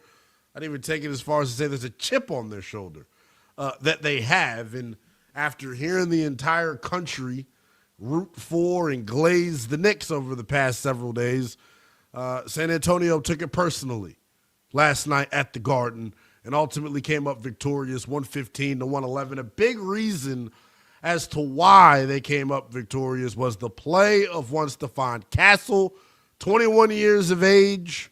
Last year was the number 1 draft pick for the San Antonio Spurs. And when you add the context of New York not hosting a finals game since 1999 and Stephon Castle only being 21 years of age, Spurs being down 2-0 after dropping 2 at home. This was quite literally the biggest moment of Stephon Castle's basketball life. How did he respond? 18 points in the first half, 21 points on the game, including a huge triple down the stretch near the end of regulation that kind of helped seal the deal for San Antonio. Him, Wemby, Dylan Harper, there's a confidence that all these dudes have, and I think it ultimately comes from one Victor Wembanyama. They take after his character, but like I said, when talking about this game last night, it's no surprise that Wemby showed up last night. It's no surprise that Castle, a national champion with UConn, showed up last night. No surprise that Dylan Harper showed up last night. That's what we've come to expect from this group, and I'm tired of hearing about their youth and inexperience. The bottom line is they are young, but they are ready. There is a poise that group has. There's a confidence that group has that borderlines on arrogance. Here was Stephon Castle talking to Malika Andrews of ESPN. He had this to say about tonight's pivotal Game 4 matchup. Are you expecting, do you walk into Madison Square Garden expecting to win Game 4? Yeah, definitely. I expect us to win the next 3, but us just taking it game by game, quarter by quarter, and trying to walk this thing down. Like I said, those first 2 games really hurt, and I feel like it was an eye-opener for us. We don't want it to be that way. We want to, punch first and be on the front foot, but, that's the reality of it now, so just trying to take it game by game. But, yeah, we definitely expect to come into tomorrow and come out here with a win. Look, I think the Spurs are the better team. That's why Saturday, after they went down 2-0, I was on these very airwaves telling you exactly why this series was far from over. The one thing that stood out about this series, and it's something that, kind of dawned on me a little bit earlier on in the show, actually, if I'm being real. Last night, or Monday night, for San Antonio to go in there in that environment and draw first blood the way that they did. What do you mean by draw first blood, Lynnell? For the 3rd consecutive game in this series, San Antonio won the opening quarter. They were on fire to start this basketball game. 16 of 33 from the field. 4 of 7 from 3. Forced 4 turnovers and led to 8 points. For the third straight game, they threw the first punch against the Knicks. If I'm Mike Brown and company, not only am I worried about, picking up game 4 because all the pressure's on us. We don't want to go back to San Antonio, tied it to a piece. I'm worried about that, but I'm also worried about, what's it going to take for my team to start fast? What's it going to take for my team to be ready from the opening tip-off? That's the question here that faces the New York Knicks. The other piece of it's this, and I'll be real. When you do this job, you got to have thick skin, right? People are going to complain about your takes. People are going to say that you don't know what the hell you're talking about. One thing that I've been a little reserved on that I wish I was more demonstrative with is like, hey, I know he's the king of New York right now, and, Knicks fans are already dubbing him the greatest Knick of all time, even though he hadn't won the finals. Jalen Brunson's got to be better in this series. Jalen Brunson has as many turnovers as he has assists through the first 3 games of this series. Jalen Brunson's field goal percentages, shooting splits, have taken a significant dip here in this series. If they're going to win tonight at the Garden, Jalen Brunson has to play his best game of this finals. Because through the first 3 games, although the box score looks sexy, right? Because he scored 32 points. Woo-woo. He did it on 25 shot attempts. The defense that San Antonio has played, and it starts with the key adjustment that I've been calling for since game 1, taking Wemby off of Karl Anthony Towns, putting him in the paint.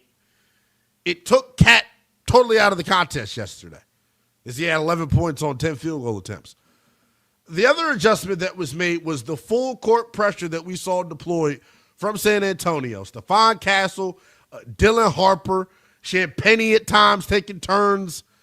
Like, they made life difficult for Jalen Brunson. Someone whose game is predicated on tempo and controlling the pace of the game.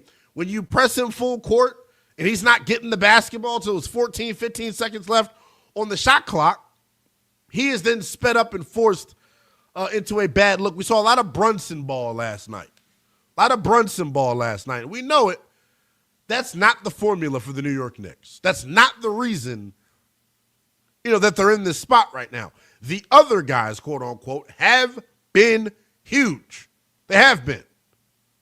Brunson ball is great in the clutch when you need it, but it can't be something, that you rely on. And I think we saw that last night in the fourth quarter in particular with the New York Knicks.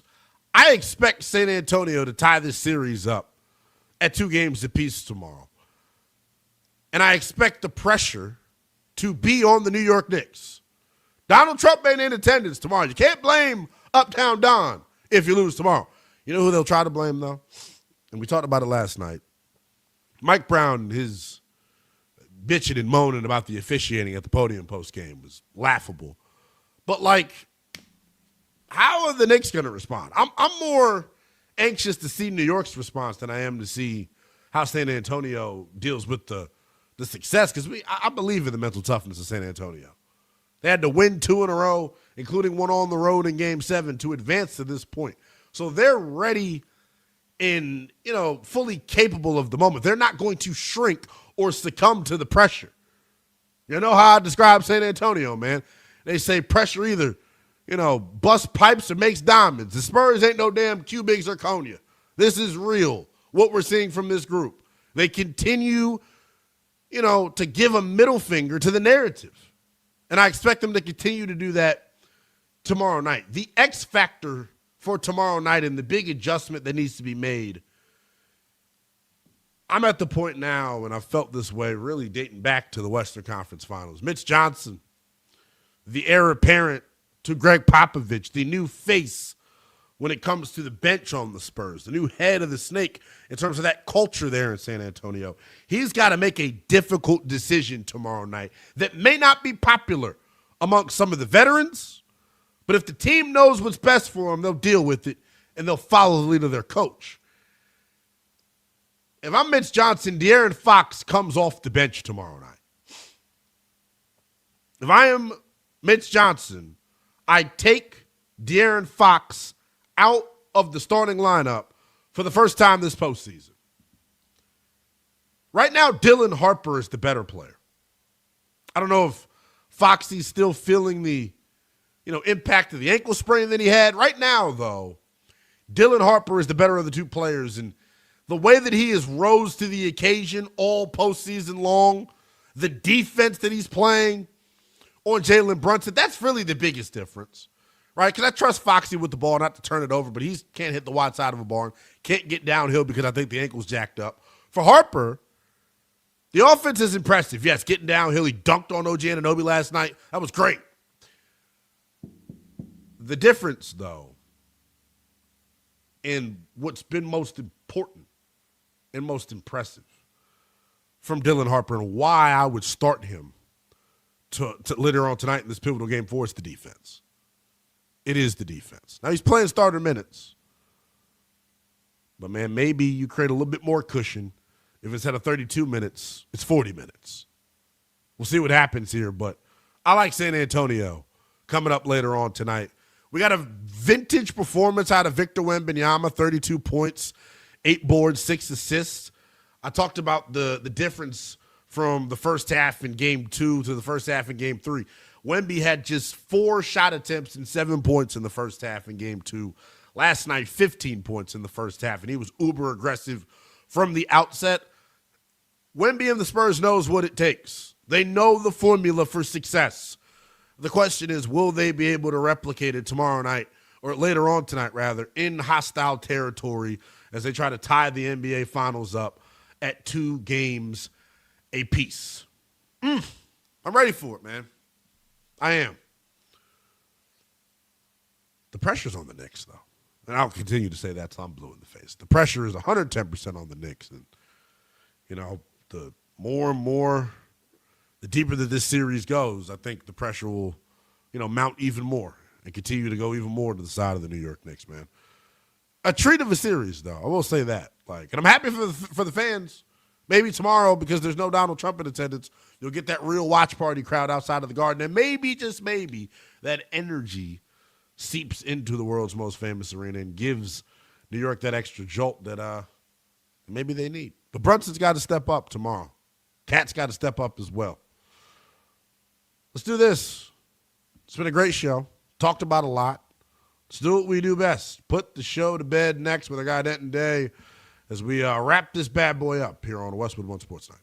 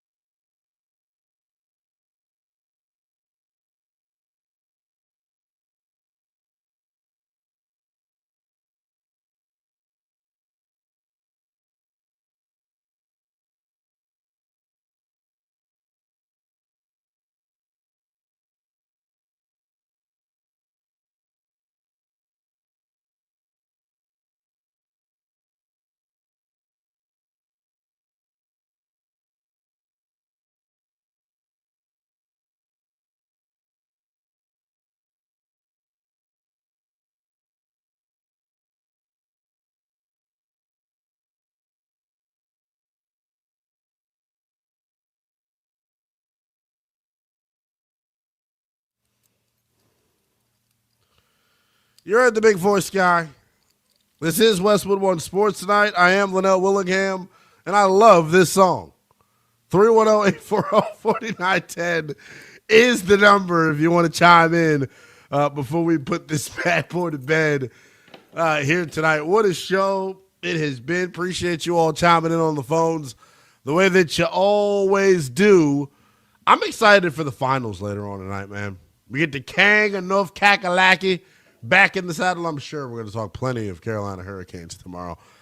Mike, get ready to put that damn horn to use, my friend, because Josh is going to come on here later on tonight. It's probably going to be insufferable. So excited to have him back in the saddle as we react to biggest NBA Finals game in a long, long time when you consider what is at stake if San Antonio falls 3-1. It's over. Basically, right? It's going to be all but over.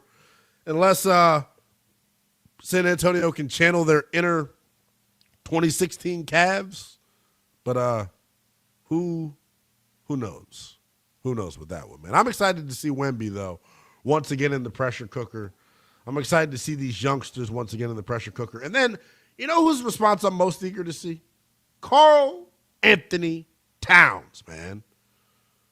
11 points on 10 field goal attempts on Monday night in game number 3. That's not going to cut it moving forward for the big cat. That roar very much turned into a meow in game number 3. We have business to take care of. We wrap the show up same way each and every night here on Westwood One Sports Night. Super producer, my advocate, Denton Day Heyman, puts the show to bed. I'm on a James Harden run of coffee drinking right now, and I'm not thrilled with it. When you say a James Harden run, like is that like good James or bad James? It's like I'd be trying a bunch of different coffees the way he tried a bunch of different teams, and I still have yet to come away with the victory in times of need, and that's not fun to deal with, Lynnell. There's you're not a coffee guy, but I'm trying to. We're working on it. Yeah. Everybody has a flaw, so we'll fix that for you. I'm a big coffee guy. I enjoy a good cup of coffee, and there's like 3 or 4 walkable coffee shops that I really enjoy from my apartment. And every single one of them that I've had in the last week has been bad. Like every single one of them. Certain things aren't in the drink that I ordered in the drink. Sometimes the ratio is not good. So it's happened 3 separate occasions at 3 spots. Well, 2 spots that are really good. 1 spot employs high schoolers to make coffee, and I don't want a high schooler making my coffee, so that's on me. So I took matters into my own hands. Uh-huh. We were at Commander's training camp today, or OTAs. I keep calling it training camp. I sound like such a casual. We were at OTAs today. There's a grocery store nearby. I needed some gas. Went over, got some gas, and I was like, you know what? I've had bad coffee the past week. Let me get an iced coffee from the coffee section in the grocery store. Is at a Harris Teeter. They have a little section by the creamers. You get iced coffee, right? And I love a specific brand called La Colombe. So I was like, let me go get some of that, and then I'm gonna be wired for the show tonight. I needed a nap, took a nap, but after the nap, I was gonna have this coffee, right? So I get the coffee, drive home, take my nap, fantastic. Was out for like 2 hours. It was wonderful. It's great. I crack the coffee open, pour myself the coffee, take a sip of the coffee. It's watered down. Jeez. Even the manufactured iced coffee is watered down. I feel like how could that happen? God Does that mean is that telling it was me to like drink tea. He's like, listen, the coffee ain't for you this week, son. You got to get on the tea. It's not. When everything is run by a machine, they screw the ratios up. So that's the problem. So you need to develop a relationship with the barista or barista. I need to stop being lazy. I literally have coffee that I could have just made every single day that I got a coffee order messed up. What is there like a I guess I eat fast food instead of cooking sometimes. I shouldn't do that. What's the like special part about walking to the coffee shop? Is it the walk to the coffee shop? Oh, the vibes are immaculate. Yeah. Okay. See that I apologize. I didn't realize I hadn't talked to someone that's never been to a coffee shop before. The vibes in a coffee shop are immaculate. Is it like jazz music and warm smelling scents? No. Sometimes they play like Pink. Pink. Like My name is artist. Pink, and it's really nice to meet you. You've been recommended to me by some people. Hey. Do you not know who Pink is? Oh, whoa, it feels illegal. That's not Pink. That's I don't think that's Pink. Sometimes they'll play like Taylor Swift. But the vibes are, it's great. The smell of a coffee shop. Okay. You haven't experienced life's many joys. Somebody needs to pop your coffee cherry. I need you to get with a baddie that loves coffee. So that's my problem. I think a lot of my issues in life is I don't know. No how to pick baddies. 'em. I don't know how to pick them. And yeah, there aren't. I wouldn't say no baddies. There aren't. I don't want to get called misogynistic here tonight. I get that DM every other night from you all, so I'll tread lightly here. We are going to do that this summer though. Then, like at some point, we will have me try coffee live on the air. You recommended we do it as like just a social feature where it's just a video only. I think we got to do it live.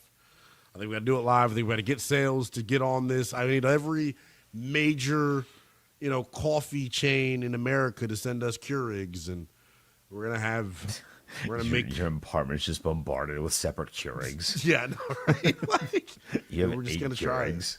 I'm just gonna try to make it a thing and make it work. Can you describe like what coffee tastes like to me? Like Heaven. compared to any drink. Bliss. Orgasmic. Borderline erotic. But what does it taste like? Like what's the flavor? I mean, it depends what you put in it. Like I do an iced vanilla latte, so you get the notes of vanilla in there. Or if I'm at home, I do a cortado, which is just less milk, so you get more like the coffee flavor. But it depends. Honestly, it depends what region of the world it comes from. Because if it's from Colombia, it's going to taste a certain way. If it's from like Ethiopia, it tastes another way. If it's from Nicaragua or Guatemala or Hawaii, like there's a lot of different factors that go into it. And I'm just nerding out about coffee. I'd say I just never knew that you were like our coffee aficionado. Yeah. Our brew insider, didn't I? I'd be tripping on like barista competitions sometimes. That's my weird rabbit hole.